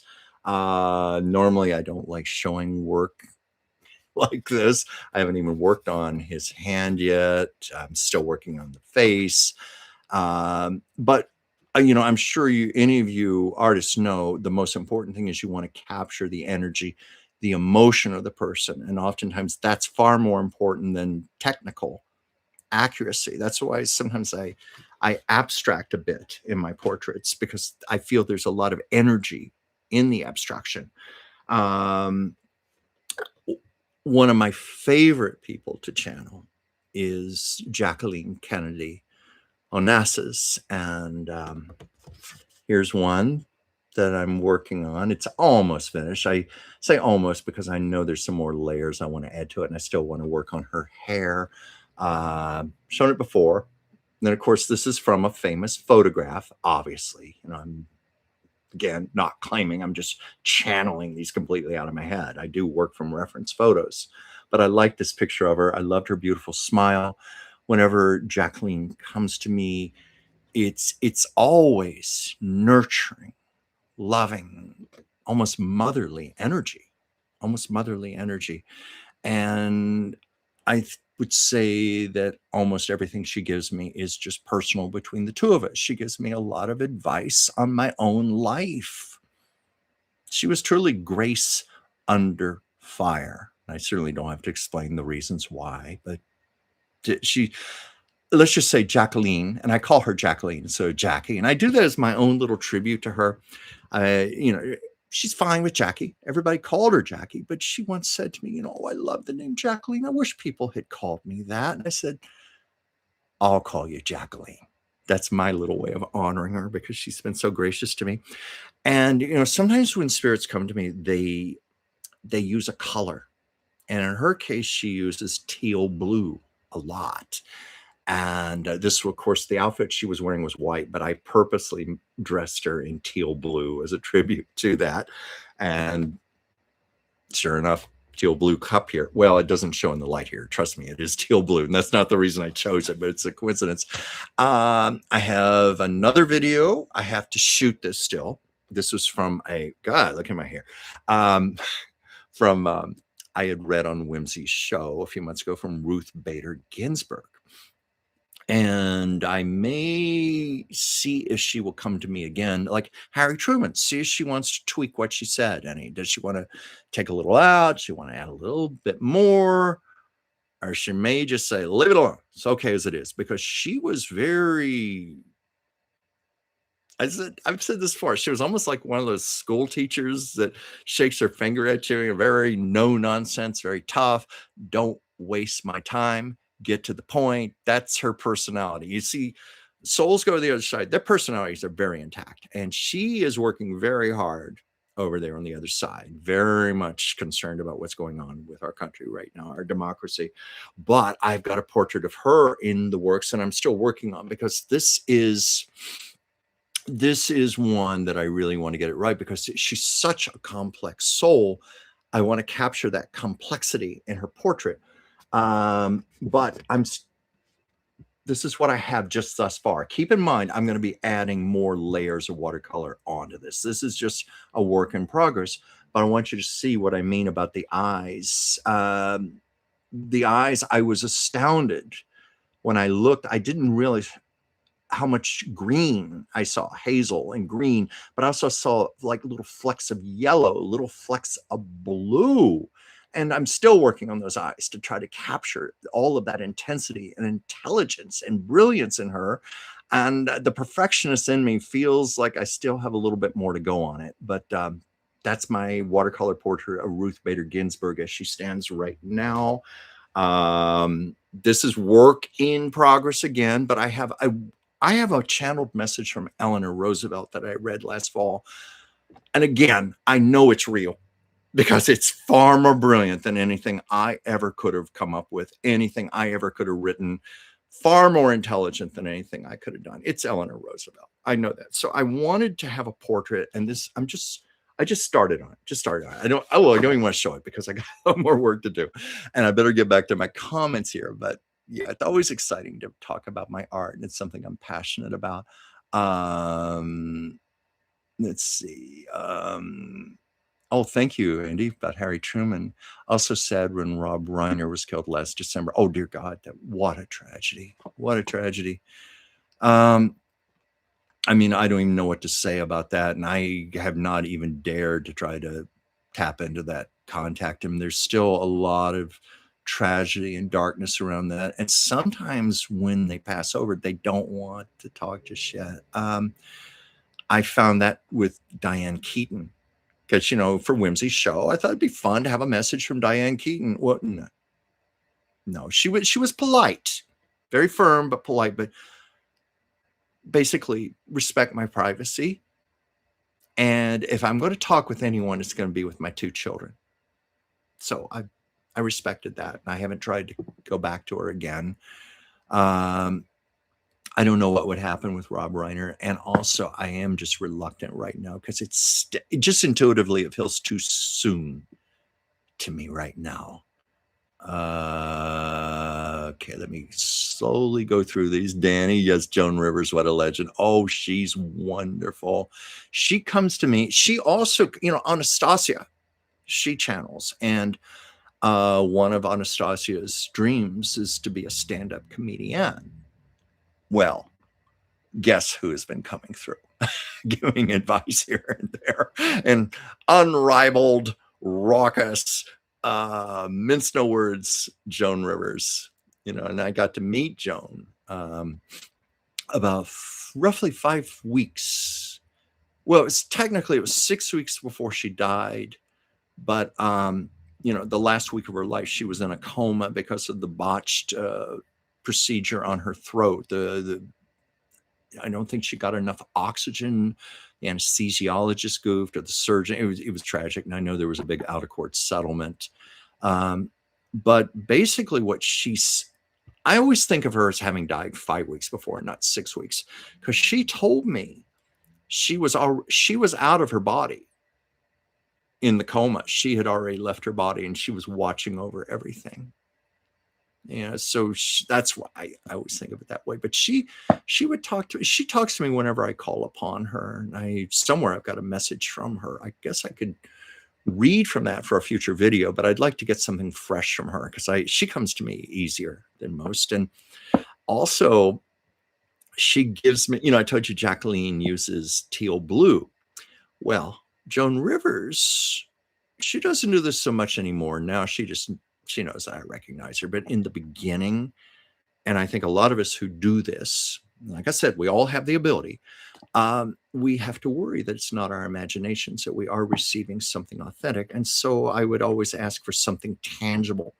And I had seen Joan Rivers live on stage in her autobiographical show back in 2008 at the Geffen Theater. And she talked about how when she was a little girl, her aunt would say, keep your fork, hold on your fork. The best is yet to come, meaning the dessert was coming out. The best is yet to come. And she even said that at the end of the play, hold on to your fork. So I would ask Joan, show me a fork. And sure enough, time to time, I'd see like a little plastic utensil fork or a regular dinner fork or something. And the one that really makes me laugh, and I know it's Joan Rivers. I know it was her, because I was in the car. I could feel her starting to come into me. And I said, Joan, I need to know that I'm not imagining this. I want to know that this is really you. And show me a fork. Well, anyway, I pull up to my driveway, and square center in the driveway was a big soup ladle in the middle of the driveway. And I heard her go, well, let's do. And I, of course, laughed. It was her. And yeah, spirits can move things. And I've talked with other people who have had their own experiences. Stephanie, I don't know if you're still on here, but you shared with me an experience you once had. Kaloa SFO, I'm on the fence about my wishes on cremation versus burial. Almost seems like desecration, what to do to the body and bones to get them completely into ashes. It's a deeply personal choice. I'm probably going to be cremated. And I think what convinced me was when I finally got to visit my mother's parents' graves. See, my mother had a bad relationship with them. So as a child, I was never told where they were buried or anything.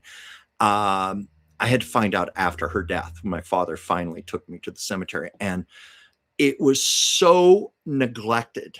The tombstones were so worn down that you could barely even read them anymore. There were weeds everywhere, dirt, no grass, basically forgotten and neglected.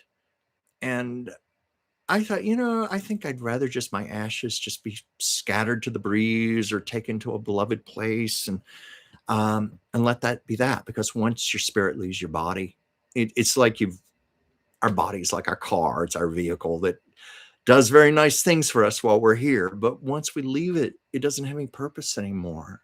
And the spirit is very much alive elsewhere. So I just figure I'll be cremated. And I think of my friend Bart Andrews. We cremated him and divided up his ashes. That's one do I say the word nice thing about cremation? I hope that's not inappropriate, but you can divide them up. You can get little sharing urns. Like my sister and I, we scattered our mother and father's ashes. We took them back to our hometown in Virginia. And you're not supposed to do this, but we scattered them in the backyard of our house that we used to live in that we no longer owned. And I'm sure the owners of that house may not have been too happy about that. But my sister and I felt we were doing no harm. And that's where our parents' lives were. Their lives were about that house. And we could not think of any better place to scatter their ashes. So we secretly went behind the fence. We didn't step right on the property. We were on the edge of the fence surrounding it. And that's where we scattered the ashes. But we kept sharing urns. I have, they're like about the size of a salt and pepper shaker. I have one for my mother and one for my father, and I had them in the china cabinet that my mother left me. My sister has her set. But you can divide ashes up amongst friends and family. That way everybody can have a little piece of the person, and that's what was with Bart. And his sister Kathy and I, we scattered his ashes in different locations here in Los Angeles, places that he loved.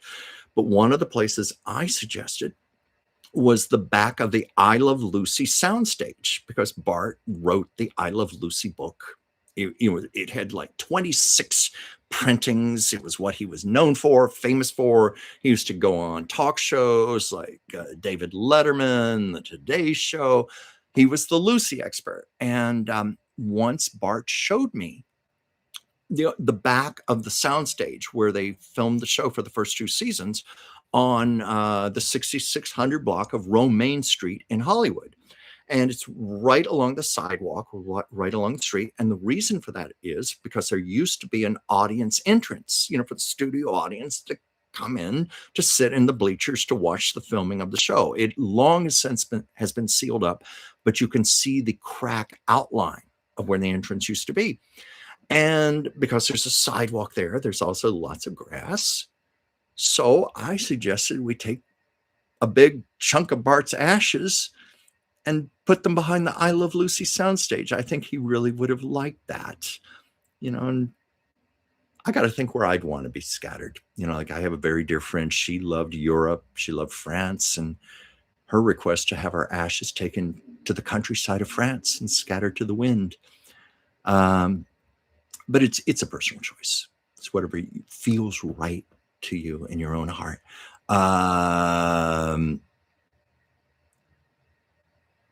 Oh yeah, Phyllis Diller had jokes like that too. Actually, it wasn't a sunburn joke. It was about plastic surgery. She was saying, I had so much plastic surgery, I didn't burn, I melted. But Phyllis Diller did that too. In fact, Phyllis Diller was a great mentor to Joan Rivers. Joan Rivers always spoke very highly of Phyllis Diller. Pardon me, please. And also, Phyllis Diller was a great mentor to Barbra Streisand at the very beginning of Barbara's career. They both performed in a little cellar nightclub, as fellas called it, a little cellar nightclub dive called the Bonsoir in New York. And get this, Barbra Streisand was her opening act. So many, many years later, when the American Film Institute was doing a tribute to Barbra Streisand, at the very top of the show, and this is on YouTube, it is so funny. Look it up. It's on YouTube. Phyllis Diller comes out at the top of the show and goes, believe it or not, Barbara was my opening act. And then, of course, she said a lot of very funny things, like half of the room is looking at me like, what the hell is she doing here? And the other half is looking at me like, I thought she was dead. That laugh of hers. But then Phyllis said, Barbara, it's my honor now to be your opening act. Let's see what else is here. Yeah, Andy, Marie did not say let them eat cake. That's just one of those things that made it into folklore. Darn it, this thing slips on me. Let me see if I can get it back.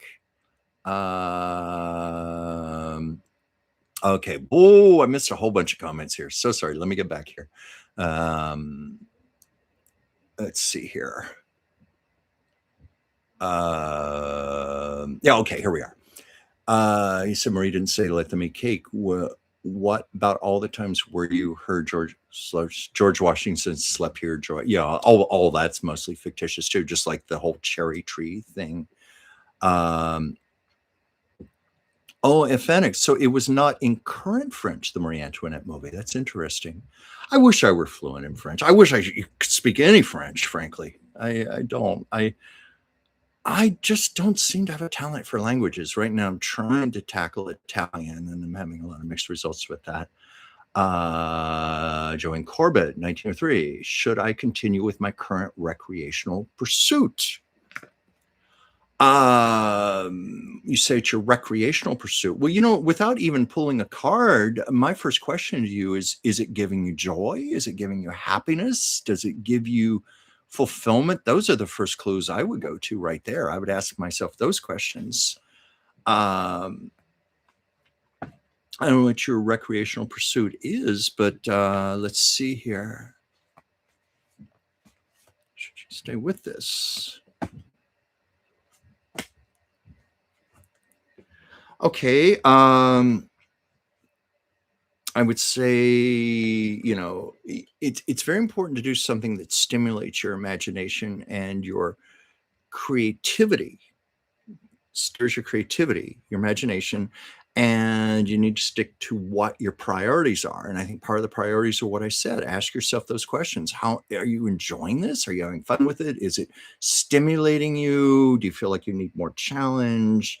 Because what's interesting to me, I got a card here. Risk, like maybe there's a part of you, some reason I'm hearing that, like you want to take a little more risks, you want to take something that's a little more challenging you, something that maybe takes you out of, say, your comfort levels, so to speak. um that's what I'm getting. And also the fact that it mentions for you to call in your joy guides. This is about, if it's recreational, it's got to be joyous. It's got to be happy. And I feel like you're needing a little more in that respect. Now, maybe you can incorporate it into what you're doing, or maybe this means branching out into something else. So play with that, meditate on it. I love to journal write, see how you feel. That's what I am getting. And let's see here. Randy, I asked you last week about histamine intolerance. It's your landlady may be dealing with it. I've done research, but if you could do a reading and research, I would appreciate it. I did do a little more reading about it myself. What did I have here about? I don't know. First of all, this is where, when I'm doing a show like this, I'm doing just quick little surfacey readings. This is where I want to spend more time. Like there would be questions I want to ask, like your landlady. I thought maybe she was your landlady. Like, for example, does she have migraines? Or any kind of mild headaches?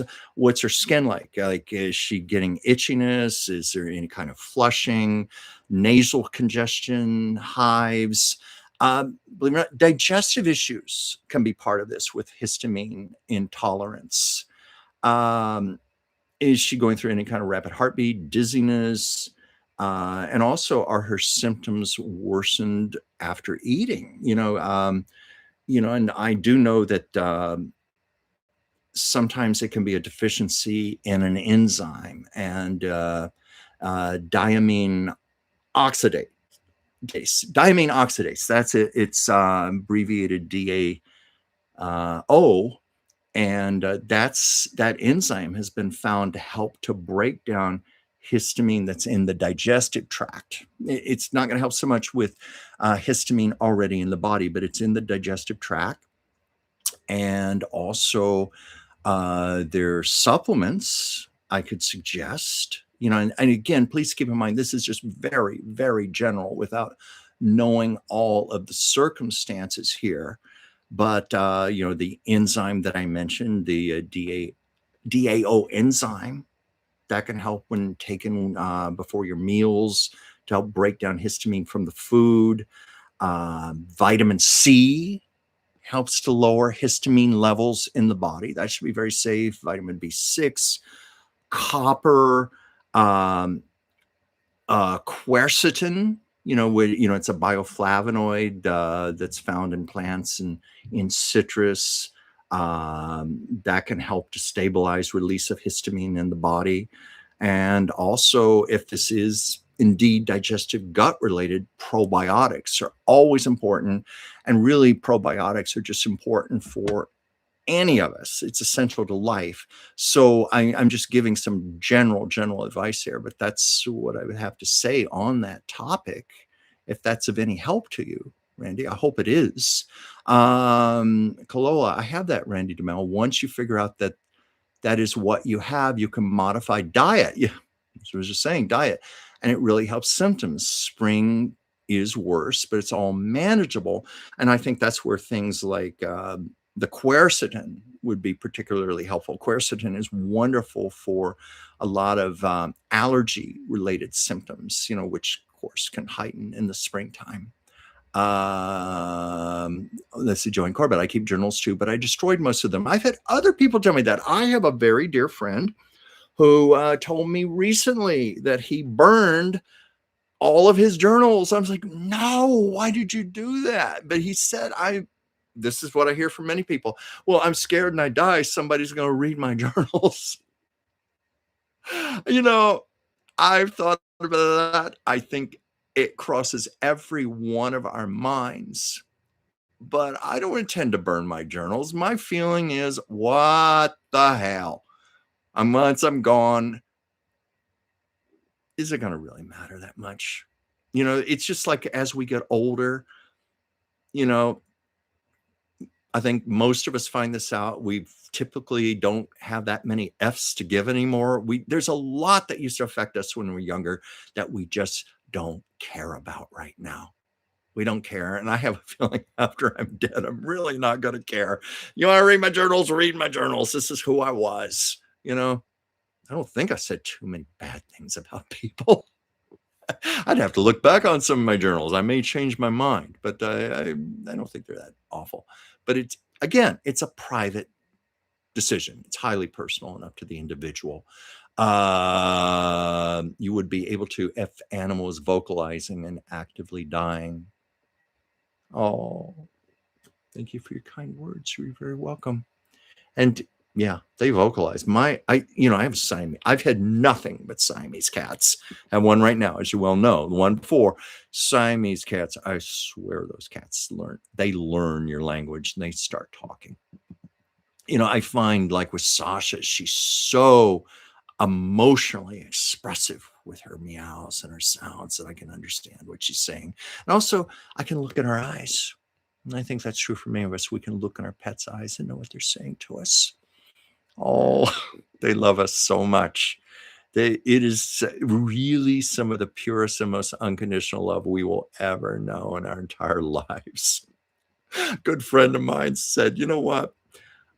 If I had to choose between who I love more, my daughter or my dog, and she said, I feel guilty saying this. I love my daughter. I would give my life for my daughter, but I think if it were a contest, it might be my dog because, her daughter was very challenging to her, as most kids are. And she said, my dog just gives me nothing but pure love.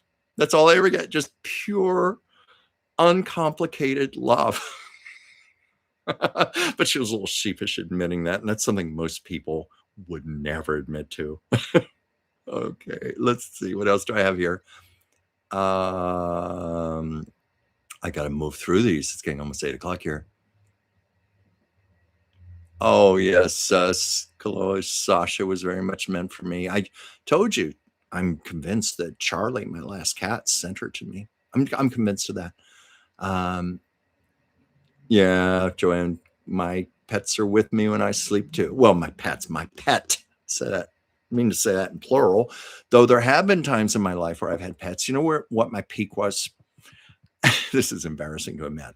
One time in my life, I had a Cocker Spaniel, I had a Siamese cat, I had a cockatoo, and I don't mean a little cockatoo. I mean a cockatoo, a big white bird, cockatoo. I had a Cocker Spaniel, Siamese cat, a cockatoo, 2 parakeets, and a 20-gallon aquarium. And that was in a 1-bedroom apartment. Well, I was a lot younger then. But I made it work, and I loved those pets with all my life, and it was quite the menagerie. It was like my personal zoo, and that thing they say about how pets can predict earthquakes, how they know when an earthquake is about to happen. Well, I live in earthquake country. I live in Los Angeles, and one of the worst quakes I'd ever experienced. What I don't know, what was this, 1988 or something? It was a pretty bad quake. I mean, it wasn't horrible, but it was bad. Not one animal in my apartment gave me the slightest indication that a tremor or a shake was about to happen. And I mean, I had pets encompassing land, sea, and air. Dog, cat, bird, fish. Not one pet gave me an indication. So much for that theory. Just like that whole thing about how chocolate is bad for dogs, it's deadly for dogs. Well, my Cocker Spaniel proved that one was wrong. I told you this when I came back from a trip to Europe and I bought all of these wonderful Cadbury bars in England. The English chocolate is so wonderful. I bought these Cadbury bars, big bars, to give as gifts to my friends. Left them in my suitcase. My suitcase open on my bed, went to work, came home. She had devoured every single one of those chocolate bars. She ate the paper, she ate the tinfoil, the chocolate. Her belly was hanging to the floor. And she wasn't sick. She was happy. She was like, "Oh, got more for me? Got more for me?" And then, and how I know she ate the paper and the tinfoil, because for the next 3-4 days, she was pooping out purple tinfoil from the Cadbury bars. Oh, stories we have about our pets, right? Let's see. Was it Kaloa? Yes, it came to me recently in dreams, and they were so vivid when I needed his comfort the most. They will do that. Beautiful. And one was a lucid dream. He knew he was visiting, and it was limited. We cuddled lots. Yeah, sometimes when they come to us, they can't stay with us a long time. I never understand why. They'll come and they'll go. Some will hang around. I've got some who come back to me a lot. I get some I channel. It's years between visits. James Dean comes to mind. Never know when he'll come back, but that was his personality. And when I went to his hometown in Fairmount, Indiana, to where I have a lot of my artwork installed, including a big lighted sign, a big portrait of James Dean. That's part of the downtown landscape. And I spent time on the family farm where he grew up, and with his cousin Marcus, who was raised alongside him as his brother. I also met 3 people. They were in their early 90s, I believe, who had gone to high school with him. They have since passed on, but they told me stories. And I thought, oh, I know that personality well. That's what channels to me. He could be quite difficult. He was a prankster. He liked to play with people's minds to get reactions. I know. But he will come to me for periods where he's very loquacious, wants to talk, and then there were years where I get nothing. I can't explain it. It's just their own free will. Let me see what else here. Yeah, Fanic, after my last, am I saying that right? F1 Fanic. I hope I said that right. After my last loss, it was 2 years before I could bring a new cat home for my remaining cat to have a friend. Yeah, it was 6 months. We just have to do what's right for ourselves and what feels right. And then also, if you have other pets, you have to think about that as well. Sherry Otui, my cat Twiggy, came to see us after she had passed. I caught her out of the corner of my eye, coming down the hallway into the kitchen. Yeah. Well, for our pets, our homes are their world for a number of years. That's true for Sasha. She's never known any other home than this. Randy DeMille, to love deeply means you have loved well. Oh, like that. Let Chuck read you. Sorry. Someone trying to call me there. Let Chuck read you. I am not psychic, but also, well, actually, everybody is psychic. really, but thank you for that.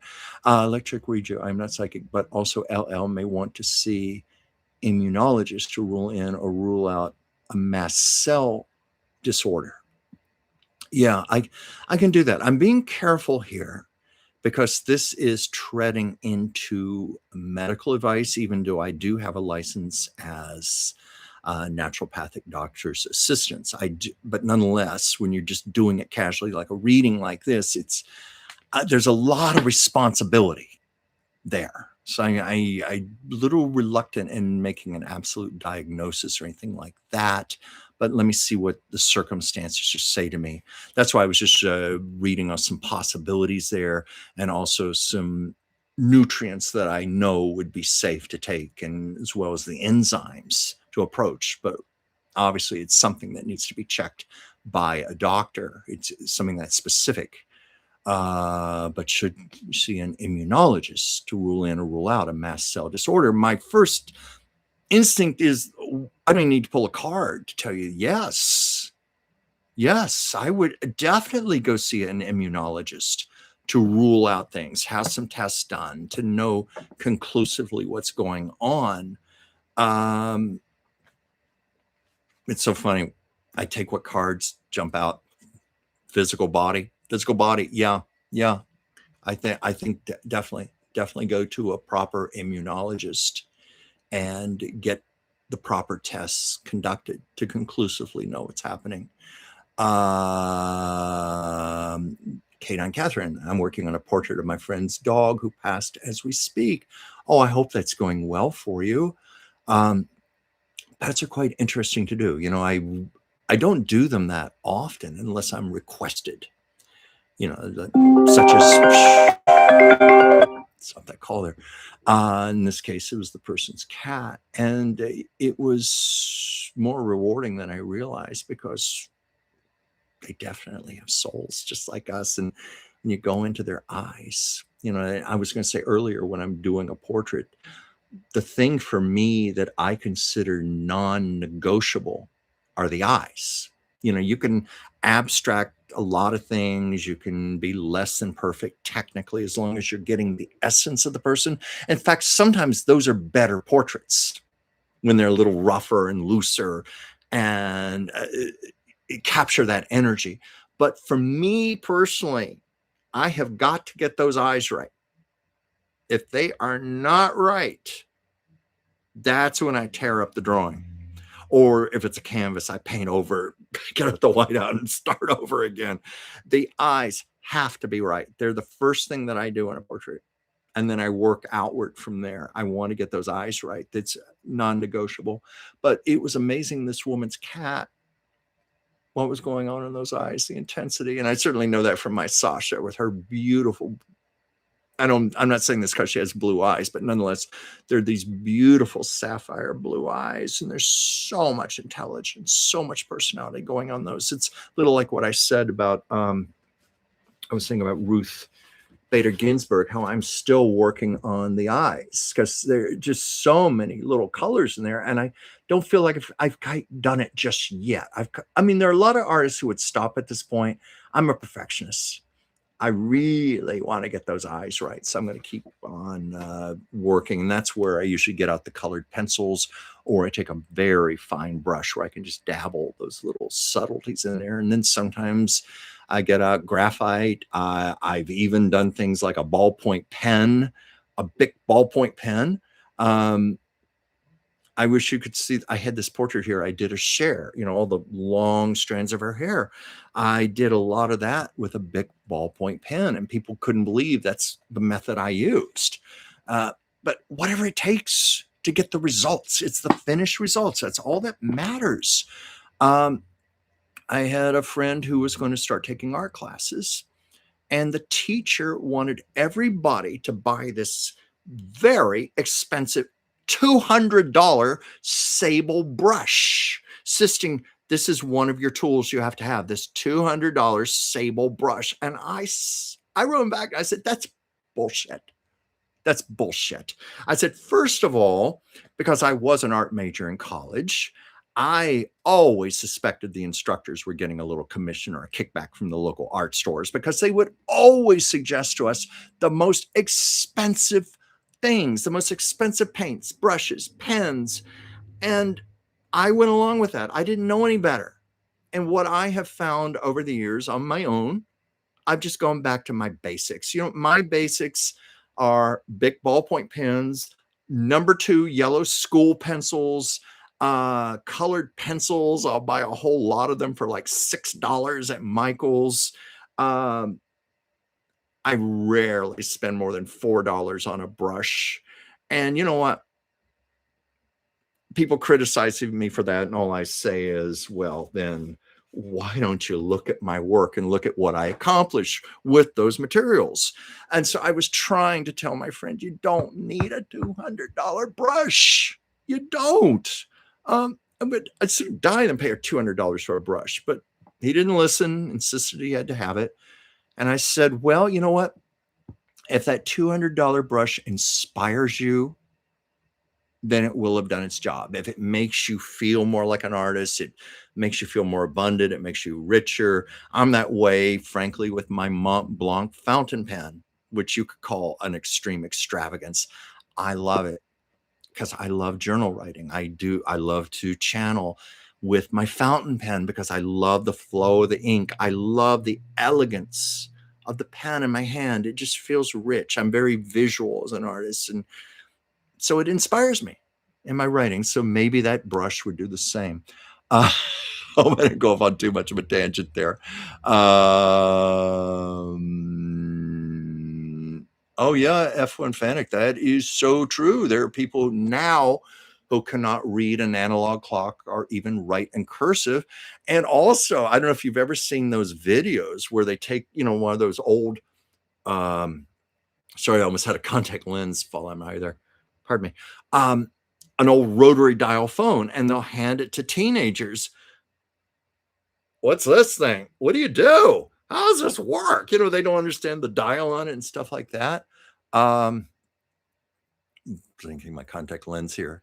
Yeah, and that's a shame. Because as far as cursive handwriting goes, I'm a big believer in you should always know the basics. Like you should be able to do math in your head, not need a calculator. Believe me, I passed that stage. This could turn into a whole hour discussion. So I'm not going to go there. But things like Chat GPT, Grok, all these computer things that do all the thinking for us and the research for us and can write your term paper for you, can write a letter for you. I mean, I think those things are fine if you use them as a tool to assist you. But I know too many people now that are just relying on those, and they're letting their brains go to mush. Whimsy and I talked about this on a show a couple of weeks ago about the importance of continually challenging your brain. Like when we just sit and watch social media and a lot of passive things, it's like junk food, McDonald's for the brain. You need to fill it with good things. You need to fill it with things that work your brain, like a muscle in the gym. Betty White in her late 90s did the New York Times crossword puzzle every day. And she said she did that to work her mind and keep it sharp. But yeah, I don't like the fact that people are rapidly losing the basics. I mean, I've often thought, what's going to happen if there's some Holocaust, some nuclear Holocaust or something, whatever, where our internet gets wiped out, our electricity gets wiped out, and all we have are our brains and our own natural resources, like be able to write, to do math, to think for ourselves, to be constructive. We're going to have a lot of imbeciles, I'm worried about, especially when children are being raised on this. Anyway, sorry, I'll get off my soapbox here. Oh, thank you, Kalola SF. K9 Catherine, I loved watching your process. It is very different from mine. However, I do the same layer by layer process. Yeah, it's very interesting to watch different artists work, and very good artists who they achieve the results, but I guess we have our different roads to getting to that result. but I just shared what I do.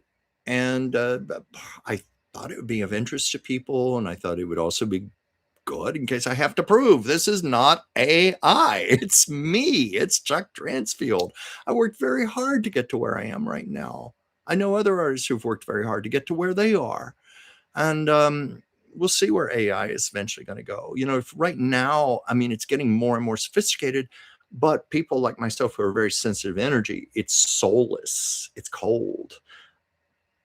I can feel the energy in a piece of art. I talked about going to the Van Gogh exhibit here in LA a number of years ago, and how it's one thing to see postcards and posters and t-shirts and calendars, these iconic Van Gogh paintings, but to be there a few feet from the real thing and you feel that energy coming out at you. I could feel it. Just whoa, whoa, whoa. It was so intense.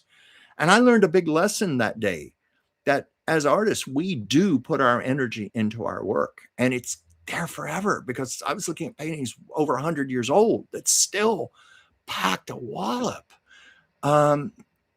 Dana and Catherine, I'd be curious about your own process, how you work, but you do work the same way, layer by layer. I don't know. Do you like to put down very thin layers like I do? And I admitted I take a hair dryer. I just dry them because I'm as impatient as anyone to literally sit and wait watching paint to dry. Excuse me. And Whimsy has advised me to start teaching watercolor online and doing more tutorials, because I find that watercolor intimidates people. I talked to a lot of artists who say, "Oh, I can't do watercolor. I can't do it. I can't master it. It doesn't work for me. They never come out." And I'm like, I know I could teach you. I know I could teach you. And the reason I could teach it is because I had a damn good teacher when I was 13 years old. Susan Shaw was her name. One of the best art teachers I ever had in my life. And I'm counting the teachers I had in college. I'll never forget the day she sat down beside me and personally taught me how to paint in watercolor. And she emphasized what I said: you put down very thin light. She said fresh coats. She said it should look very fresh, just light coats of color, and you let them dry. And she said, keep a glass of water beside you, your brush in it, a roll of paper towels. And what you do, you constantly dip your paint in the water, constantly wipe your brush clean. She said, constantly clean your brush, because as you may know yourself, a lot of people, when they do watercolors, they end up all muddied. And that technique she taught me about just cleaning your brush and thin layers made all the difference. And thank God she taught me it at such an early age. I mastered it quickly. So much so, and I've told this before, I was in college taking an illustration class, and almost every person in there was having trouble with watercolor except me. And the teacher said, "Why is it? Why are you the only one able to do this and nobody else here can do it?" And I said, "Well, my teacher in high school, Susan Shaw, she taught me what to do." And he said, "Would you take over the class for a few minutes?" And I did. And I explained what she taught me. And it, sure enough, it got a lot of people on their feet and painting differently. Now, the one part my teacher did not like was me saying that I like to bring my hair dryer and dry layers. Oh, he did not like that. Did not like that. But it was undeniable that it worked. And I think I got a few other people to use hair dryers too. Let's see what else is here. Randy DeMello, Clovis, thanks again. I've probably researched it more than the landlady has. The things that I had to say to you, Randy DeMello, I hope those were helpful. K9 Catherine, and always reference photos, ideally my own. Yeah, I do a lot. Obviously, I do a lot of celebrity portraits. So obviously, even though I've met celebrities, I don't have the reference photos, but this is where we're very lucky. We live in an era. This is one of the good things about the internet. It is so easy to find images that you can work from. And then, of course, then you can take your imagination and play with it a bit and make it, mold it into what you want it to be. But I go back before the internet, where when I was doing some of my first Lucille Ball illustrations, I was taking my Canon AE1 camera, 35 millimeter, holding it up to the television screen, snapping pictures off of I Love Lucy, and then having to send the film off to be developed, have the pictures printed, get them back, and then I'd have my reference photos that way.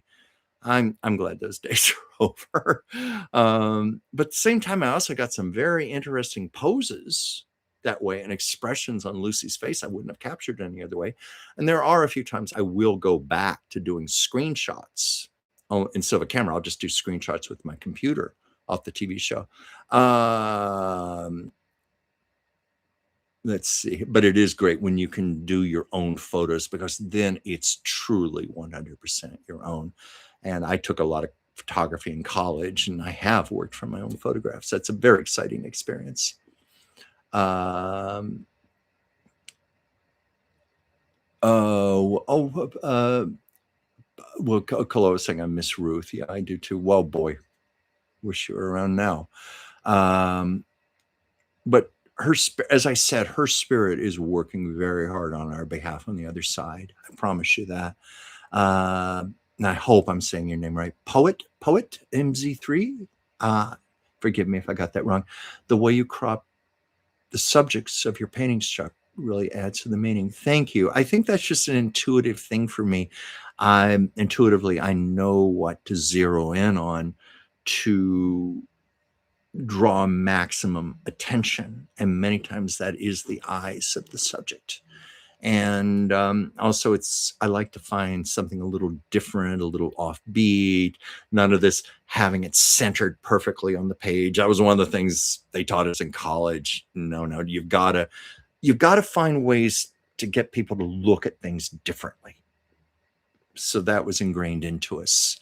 Randy Demelichuk, your art never disappoints. Well, thank you for that beautiful compliment. That means a lot to me.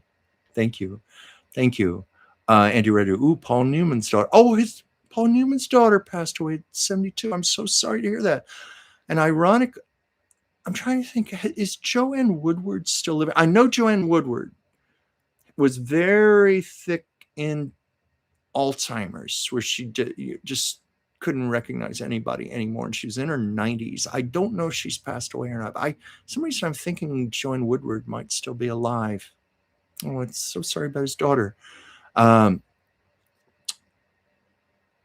know one of his daughters was, Paul Newman's side business, the food, and, I'm trying to think of the right word to say it, his food industry, of his Paul Newman's own products that we find in the grocery store, which I find to be consistently excellent. And every proceed, every cent of the proceeds that would have gone to the Paul Newman estate go to various charities he supported. And I believe one of the daughters, I think it was Nell, was her name, she was very active with him in that. And I don't know if that's who passed away. I'll have to look that up after the show. Was this Scalalis? String urns are okay, but I don't like the jewelry ashes. But I don't judge others for doing that. Oh, that's right. I have heard that people sometimes will have ashes made into jewelry. Again, it's a personal choice. It's what's right for the individual. I don't think there are any rules other than what is respectful to the last wishes of the person and what feels right to the loved ones. And that's up to them to decide. But I've seen that. I've seen, what have I seen? I think you can fire ashes up into outer space on a satellite launcher. You can have them put into compost, but bury them underneath trees to nurture a tree. Jewelry can be made. Anyway, enough of that, right? Okay, now they make jewelry out of ashes. Oh, yeah. You're saying you love that idea. Yeah. Andy Ritter, if I'd wanted my ashes thrown, I will want mine in the rocks around the drive-thru at McDonald's. Nothing wrong with that. Really, like I was saying, there are no rules. It's what's right for you. As long as it's not harming anyone else. It's like what my sister and I did. We Yes, we should have asked permission of the people in the house. Is it okay to do this? But we were afraid they were going to say no. And so we just did our own thing. But we honestly, we weren't hurting anything. And it was on the other side of the fence. So we technically were not on the property, but it's where mom and dad belonged. Let's see what else is here. Okay. Let me go back here because it skipped on me again. Let me get back to where I was. Okay, why does it do this to me? This is embarrassing when I'm live on the air. Bear with me just a little bit. We'll get back to the comment. Okay, there's Andy's comment about McDonald's or somewhere around Hollywood. So I can say, hey, I made it to you, Hollywood. Well, that's what we did with Bart because Hollywood was a big part of his life. So we went to several locations here, but I was the one who suggested the I Love Lucy soundstage. And I think Bart would have really liked that. And I can even tell a funny story. I was talking about the sharing urns. I forgot to mention what I did with my portion of Bart's ashes. And this is kind of funny. And Bart, you got to understand, had a very wicked, irreverent sense of humor. He and I went together to these Fossil made these commemorative I Love Lucy watches, sterling silver, limited edition, and they were little black heart-shaped I Love Lucy tins. And we went together and we each bought a watch. And I ended up taking that black tin and putting Bart's ashes in it many years later. But I knew Bart's humor. And I knew that day we were buying those watches, if he had known that one day he was going to be residing inside that watch tin, he would have laughed his ass off. He would have made so many jokes about that. Oh, that's going to be my life. That's going to be my eternal home, that watch box. Huh? Yeah. But again, I say there are no rules here. It's whatever's right for the individuals. And to me, that was paying great homage to Bart. I couldn't think of any better thing to put his ashes in. And Randy would be turned into fertilizer. Nothing wrong with that either. Help other things to grow. Martha Stewart, that's what she said. She keeps a compost. She said, I want my body thrown into the compost just to nourish everything else. Andy Rando, I love Mila Jovovich and her movie she did for Joan of Arc called The Messenger. I know of that movie. I've never seen it, and I'm sure it's good because Joan of Arc, quite a story. I'm thinking of the one with Ingrid Bergman, made in 1949. And Calo is also suggesting also have her try a gluten and dairy elimination diet trial. That's one of the things, if you're working with an immunologist, that would happen. You see, the whole point is to eliminate things, eliminate. But yes, diet does play a role in this, like with what we mentioned about the enzymes and the probiotics, for example. I did that the year before. I figured out my histamine intolerance. It helped me immensely with joint pain, digestion, and more. Yeah, because of the inflammation markers throughout the body. Yeah, makes a lot of sense. What was this? Joan Corbett, semi-pro pool player, lots of ego. You must be talking about Paul Newman, I believe. Yes. Oh, yeah. Well, a lot of actors do have ego. That's part of what gives them their bravado. But, most of the celebrities I've met have been nice. They've been humble. They keep their bravado in check. They know when to bring it out and when not to. That's been my personal experience. Randy DeMel, or if the world gets any worse, Soylent Green. Yeah.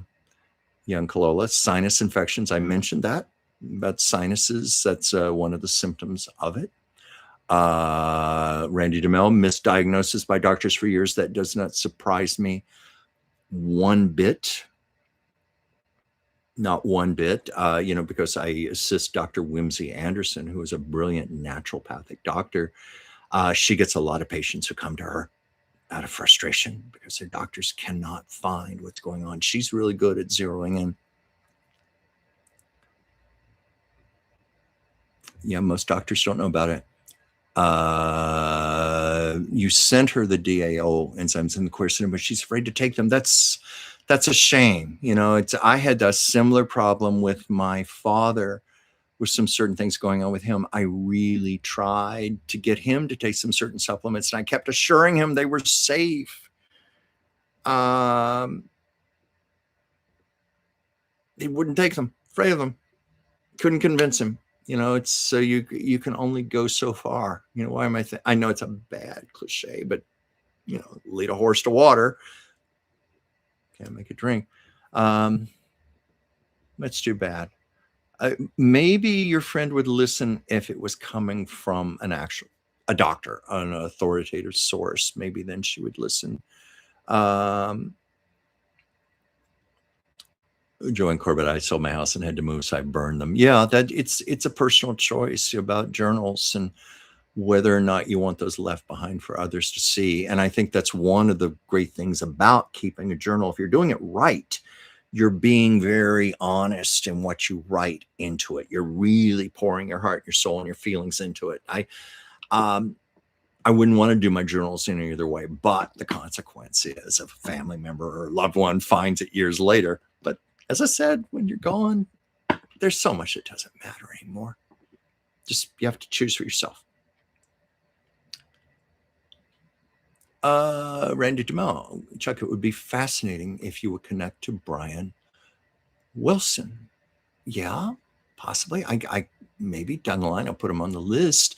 I saw him in concert at the Hollywood Bowl years ago. The Beach Boys were performing, and he was on. It was the Brian Wilson. It was a lot of fun that night. The Hollywood Bowl. Any of you not familiar, never been, it's like a big giant summer outdoor party. Sit under the stars. You can bring a picnic with you. You can bring a bottle of wine, enjoy the music. Many times they have fireworks. And that particular night, some people brought a big beach ball, and everybody was tossing it up in the air all throughout the audience. 18,000 seats, and you saw that beach ball going up and down all throughout the aisles and back up again and back down again. A lot of fun. Joan Corbett, my pets that are past visit me in my sleep. Well, sleep is often a good state to be in to receive. Like I've trained myself when I go into my deep meditative state to get in a state that's close to that to receive. But I think when we're all asleep, we're just natural receivers, and they know that. The spirits know to come to you and reach you. So really pay attention to what you dream. Very first time Jacqueline Kennedy Onassis came to me was in a vivid dream, very vivid. And it was just like she was there with me. And I've told this, and I woke up, I was sad. I was sad, like, come back. I want to talk to you more. She came back. Let's see. What was this, Kalo? I'm tired of moving with them. I think at least 2 large boxes in my garage. Yeah, that's the other thing when we get older. Oh, Sasha just walked past me, but she's on her way to, I think she's going to her litter box right now. Yeah, the older we get, the less attached we are to things, and we see it as just dead weight and clutter. And, if it's not serving a purpose anymore, might as well let it go. But again, it's personal choice. Maybe those journals are still serving a purpose. I know for me, they still do. Like I mentioned, how when things don't make sense in my life, I'll look back to some incidences where I can gauge how it worked through all of its stages and took me to a place, a destination that I couldn't have reached any other way. So that's how I know there are no accidents in life. I know that every single thing has a reason and a meaning behind it. And as Dee Wallace said, a gift behind it. And she said earlier in the show, I said, and she would ask us, what's the gift in this situation? Journals will tell you that. What was this, Kaloa? Although I do plan to write a book about my crazy family, so maybe the journals will be useful. Yes, absolutely. I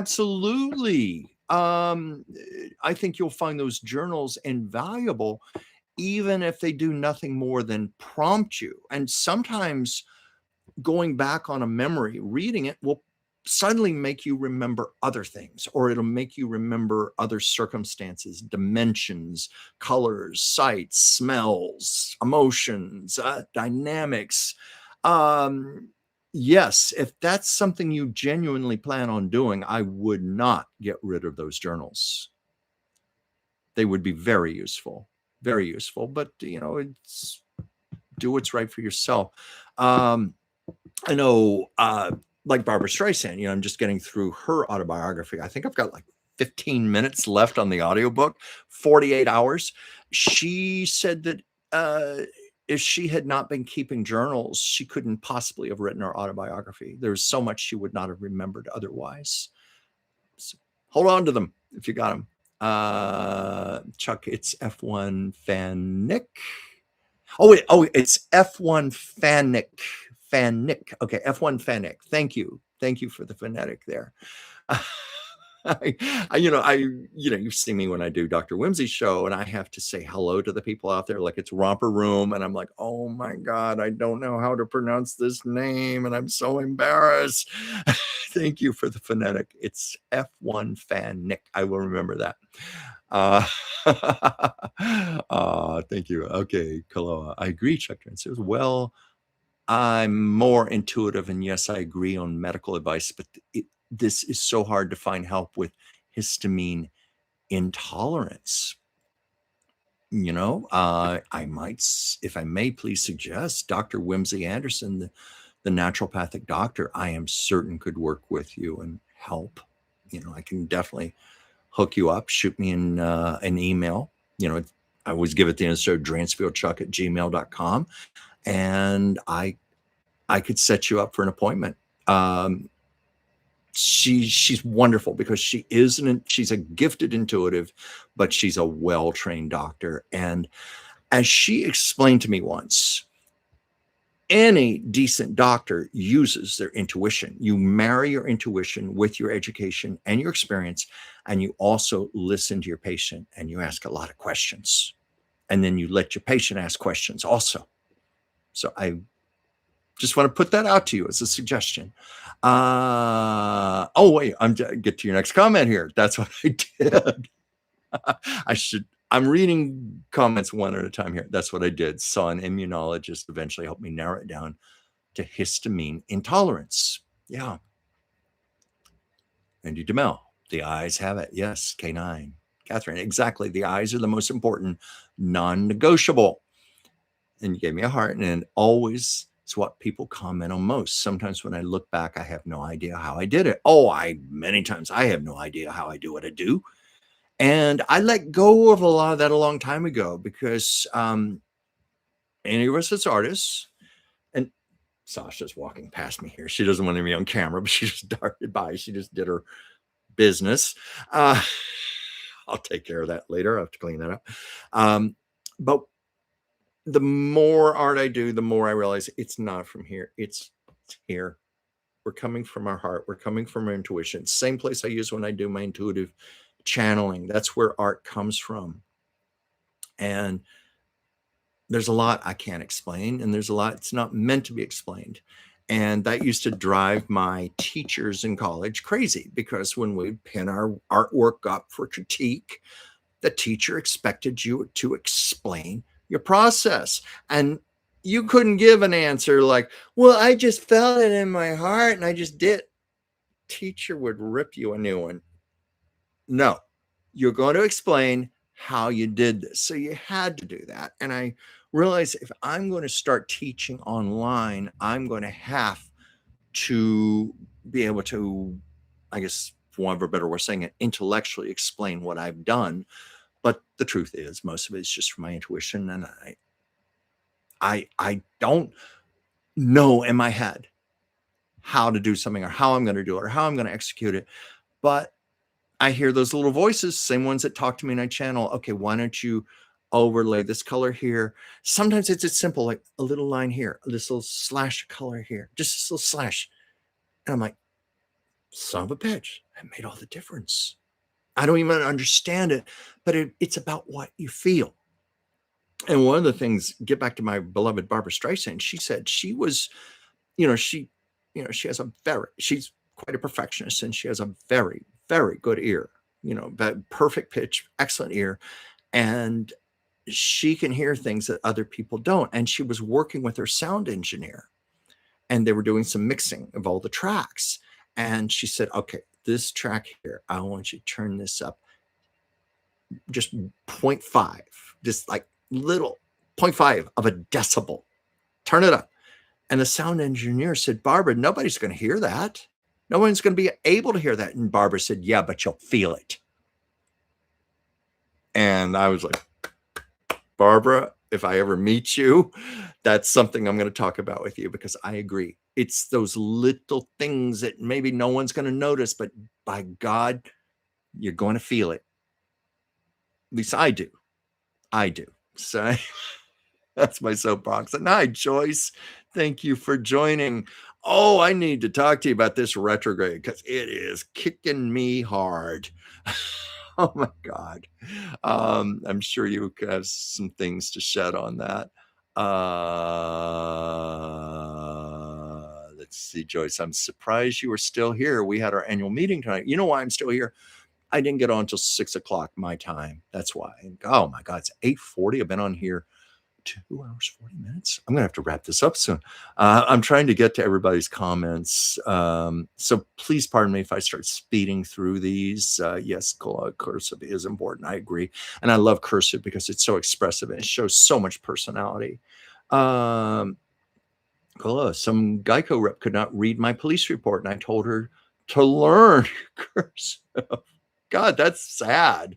People can't read cursive anymore. Really sad. I've heard that some schools are starting to teach it again. I cursive shamed her gently. You cursed her out. Joyce Petrus, my late husband was an artist. He did many mediums, but ceramic sculpture was his favorite. Yeah, I can work in a lot of mediums. I've oil, graphite, pastels. I have sculpted, but I guess I just keep coming back to my watercolor and my colored pencils. That's my favorite medium to work in. So that tends to be what I choose the most. But there have been sometimes I thought it'd be great to sculpt again. Let's see, F1 Fanic. You have to be very careful with how much water you use. Oh my God, absolutely you do. Absolutely you do. It's certain things are important, like when you dip your brush in the water, to be sure to wipe it clean, because sometimes you can have a little bit of residue water on the handle, the wand, the handle. When I just hold a real brush here, you can have water, and there's your painting that a big glob of water will suddenly drop down onto your page and mess up what you were working on. And what really helps, and this is what I learned from Susan Shaw when I was 13, is I don't have a paper towel here. Shoot, it could be more graphic, but take your brush, dip it in the water, wipe it off the paper towel, and then start blending. And as you're blending your color, take your brush, wipe it off some more, and then blend a little more, wipe off, and so forth. Yeah, too much water can be disastrous. So you've got to have, I think in time, I developed just an intuitive ability to know how much was too much water, how much was too little. But I usually err on the side of caution, but constantly wipe your brush clean as you're blending. I have a theory that women are probably better at this than men, because women do this all the time, blending their makeup. There are a lot of similarities there. Not that I wear makeup, know about that, other than maybe some stage productions, but I just theorize that women would be a little better at that. Let's see, Kalila. Hello. Oh, hello, Joyce Petrus. And you had a pottery studio in your garage and a propane kiln outside. We had a large electric kiln in the garage. Oh my gosh, that brings back memories when I used to do pottery in high school. And you probably know this well. You have to be so careful with your clay to pound it and get all the air bubbles out of it. Joyce, I'm sure you know this. You have so much as one air bubble you put in the kiln with all your other stuff, it explodes and you lose everything.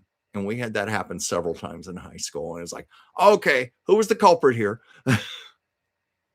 But I remember that pounding that clay on the table. Great way to take out your frustrations, that's for sure. Maybe I will get back into it.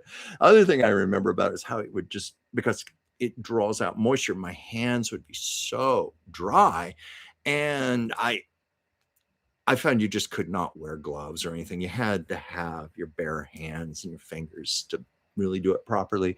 And Andy, oh yeah, Joanne Woodward's still living in 96. I kind of figured she was. I just wasn't factually sure on that, but I know her Alzheimer's is quite serious, and heard she doesn't recognize any of her family or friends anymore.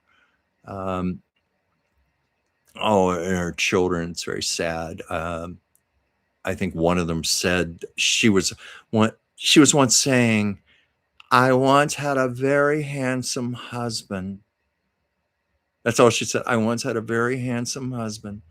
Oh, let me get back to the comments here. It skipped on me again. Okay, there we go. The Pottery Studio. And Andy Dumel, my thoughts about histamine intolerance and mast cell activation syndrome. I think both are causing numerous health issues that standard medicine is acknowledging. Oh, definitely. For one thing, the inflammation and also the overall weakening of the immune system, which can lead to a whole lot of other problems, aside from just all of the symptoms that accompany it. Oh, yeah. Oh, so Paul Newman's daughter was Susan Kendall Newman. I think they had 4 daughters. And I was thinking of Nell. Nell was the one that worked with her father in the food industry and their food industry. And I wish I could think of a better term than that, but I think you know what I mean. The Newman's own line. And oh, Joyce, you make glazes with ash from Mount St. Helens. Oh, that was a great idea. And that certainly you had interesting conversation pieces there. I don't know what you did with them. You gave them, you sold them, but certainly that was be a point of interest. And Andy, speaking of ashes cast in space, you would think a lot of the cast of Star Trek passed over the years. You think some of them wanted their ashes sent to space. I don't know if any of them ever did. I don't know. I know William Shatner made it to outer space famously. I think it was 2 years ago. He was a passenger in one of Jeff Bezos' rockets, where they send celebrities into space. Captain Kirk made it.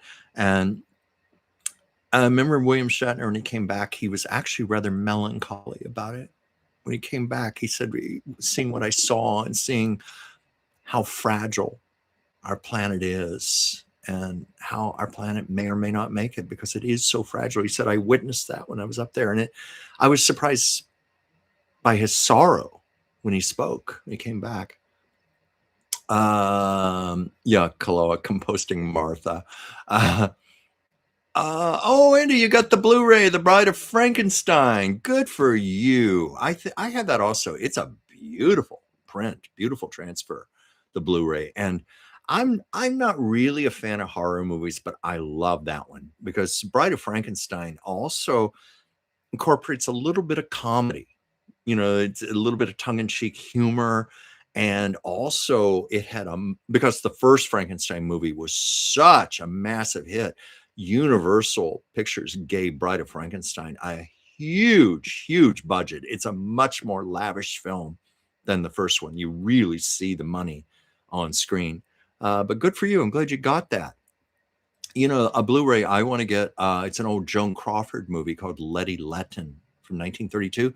It was suppressed for legal reasons for something like 90 years, kept out of public view. There was something about the writers got into trouble with the claim that they had plagiarized a play, and the judge ruled in their favor and blocked the film from ever being seen again for, I think it was 100 years, but here at 90 years, Warner Archives is finally releasing it. And it's supposed to be one of the best movies she ever made. And also has iconic costumes from Adrian that became such a part of the 1930s.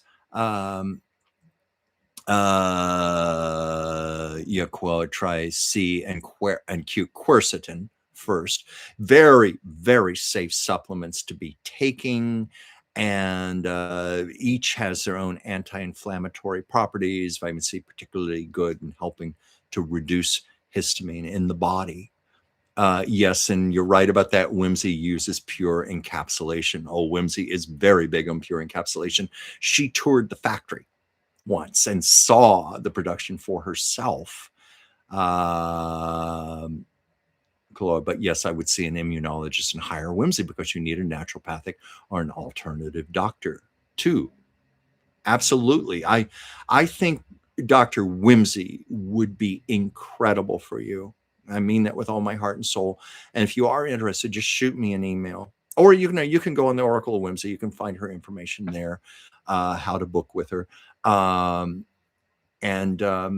but I can book an appointment for you also, and I can even answer some more questions for you about her if you would like in private.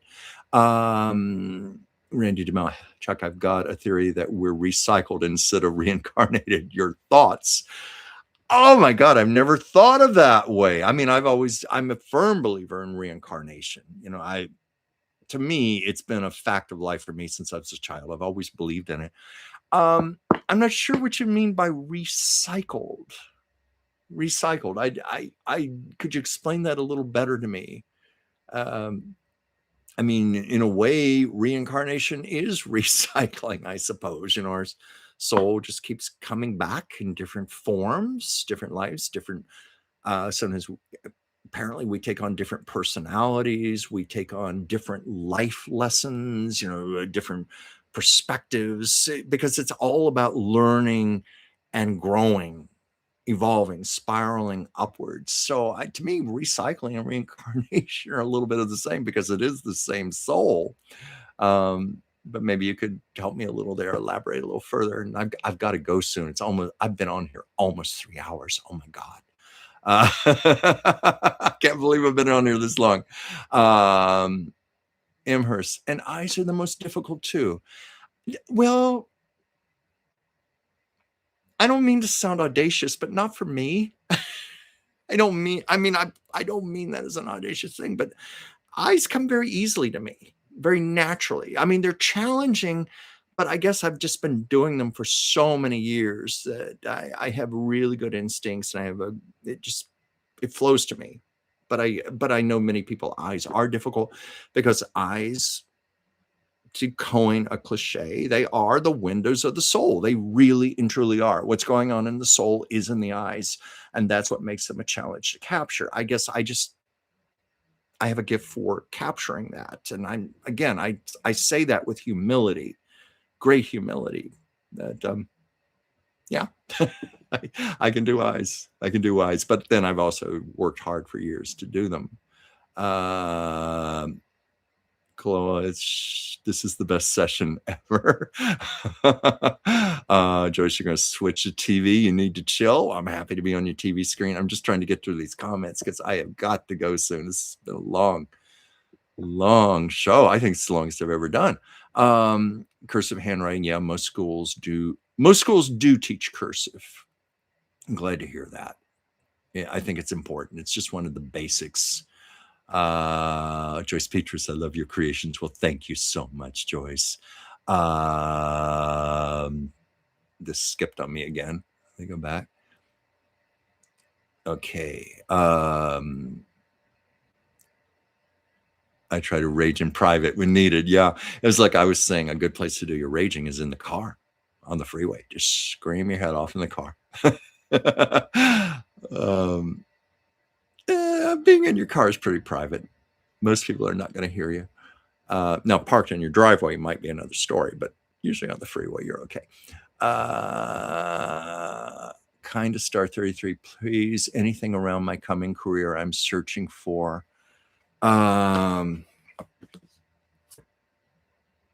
Okay, I just pulled one card for you here. This is what came out of the deck. Truth.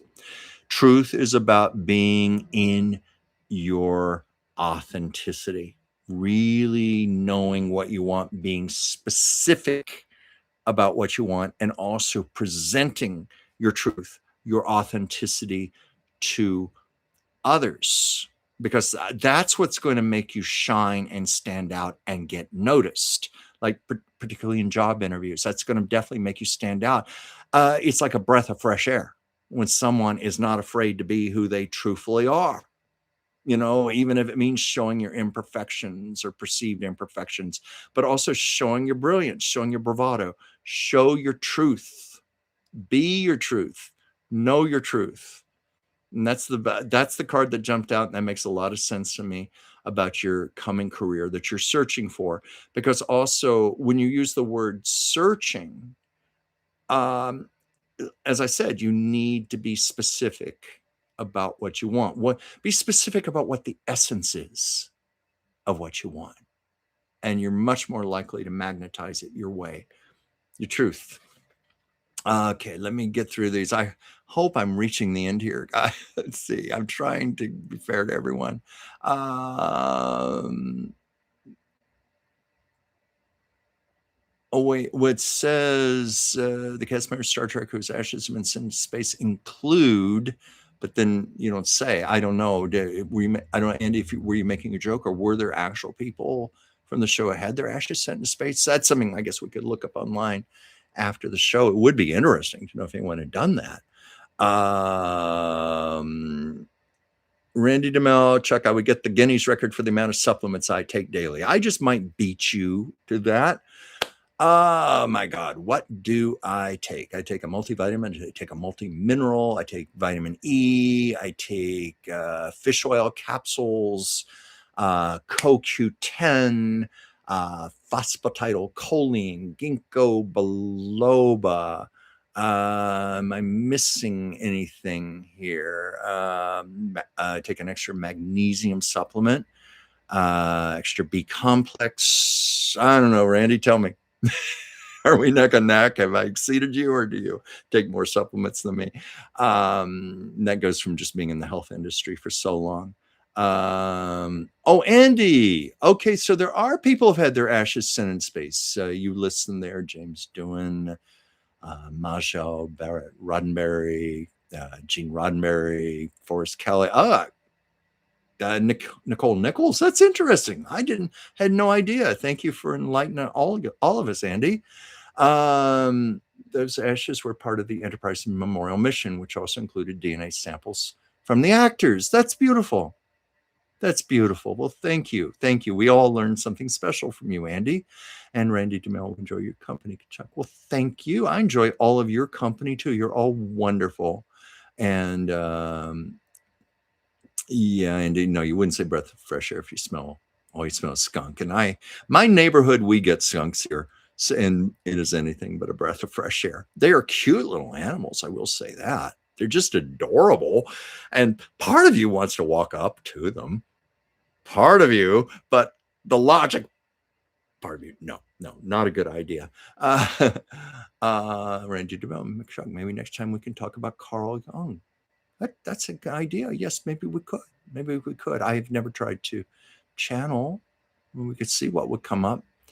Randy mineral phosphatidylcholine is in every cell of our body. Yeah.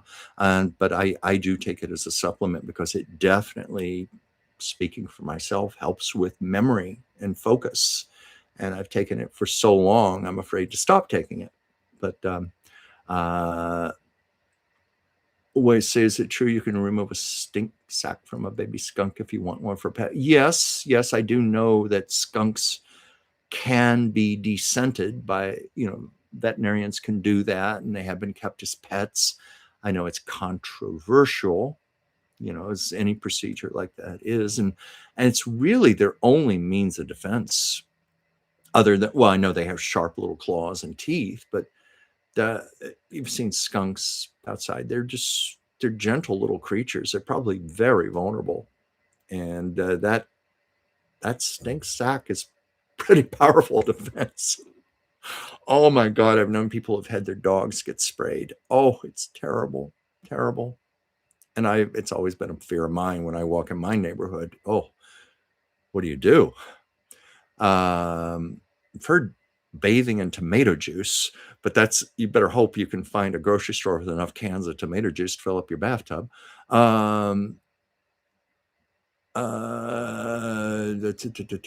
Take into some, but not. Which brand do I take? I take the Jarrow brand, but there are several good brands out there. Yeah, I know that they can't declaw anymore. Like cats. That's I think that's been banned in most states now, declawing, and it is a cruel procedure. It's almost the equivalent of cutting off a person's fingers. It's really terrible. Um, Chloe Young's mom was a medium in the Jungians. What's the correct way of saying that? The Jungians are so. I'm botching that. I'm sorry. Are so open-minded and spiritual, artistic, and much more. I'd like to do some reading, a little more research on that. Look into that. Thank you for the suggestion.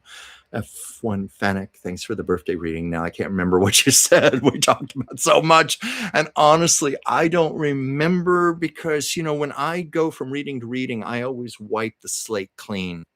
I do, and then you ask me, well, what did you say 10 minutes ago? I'm like, I don't know. I'd have to actually watch the show back. But the good thing, it is recorded, so you can do that. And happy birthday tomorrow. The Red Book, Carl Jung, is amazing. Thank you for suggesting this to me. And F1 Fennec, thanks so much. Okay, I have reached the end of the comments here, and it is 8:59. It is almost a precise 3 hours. I love you all so much, and I'm grateful for you. But I've got some work I got to do tonight. I haven't even eaten my dinner yet. I never planned on being on this long, but I wanted to really give you all attention. And yeah, I'm even looking at my computer screen here. It's showing I've been on 3 hours and 41 seconds, 42 seconds, 43 seconds. There's more comments coming in. I tell you what, if there's more comments coming in, I hope you will forgive me. I do have to go. Please save them for next week. I'll be here for you. And what was this? So, Randy, it's been a nice slice of life. Thank you. Someone saying thank you. Oh, Chloe, thank you so much for taking time to read all of our comments, give readings, and connecting with our wonderful community. Well, much love to you and your fur babies. Well, much love likewise to you. I appreciate you all very, very much, and grateful, and you honor me by being here. And again, if any of you ever want a private reading with me, I do 30 minutes and 1 hours. I take commissions for artwork. If you're interested, I'm pretty versatile. I can work in a lot of mediums, and I can usually tailor something for you. And I can work in your price range. If something's too expensive, I can usually find an alternative format for you, something that you can't afford. That's part of the fun of it. I love working with people and making these things happen. So you can reach me. Of course, it's in the comments, but my email is pretty simple. It's my last name and first, Dransfield Chuck, DRANSFIELDCHUCK at gmail.com. Fire me a message. I love hearing from you. And oh, thank you. Thank you for posting that. Well, no, it's not at Chuck Dransfield. It's Chuck Dransfield at gmail.com. Thank you for doing that. But if people do that, they're not going to be able to reach me. I don't think it'll work. It has to be Chuck and it's Dransfield Chuck, not at Chuck Dransfield. It's Dransfield Chuck at gmail.com. Dransfieldchuck at gmail.com. And that's how you can reach me. So please try. And now I am at 32 minutes. No, I mean 3 hours and 2 minutes. See how punchy and tired I'm getting right now. So I'm going to sign out for now. I thank you all for being here. And let's see, maybe I wonder if it'll let me put this in the chat here. Let me just try to type this. I never do this. Okay. And so, because I want people to see this and get this right. At there. Okay. Let me send that. There we go. I just put it on there in the comments. That's my correct Gmail, Dransfieldchuck at gmail.com. And again, if you'd like a private reading or you'd like your own artwork, and I can pretty much do anything you want. I'm very versatile. Please contact me. So I love you. I will see you next week. And also look for me on the Oracle Whimsy channel tomorrow and Thursday with Dr. Whimsy Anderson. Tomorrow, Taco Tuesdays, 5 p.m. Pacific, 8 p.m. Eastern. Thank you so much for being here.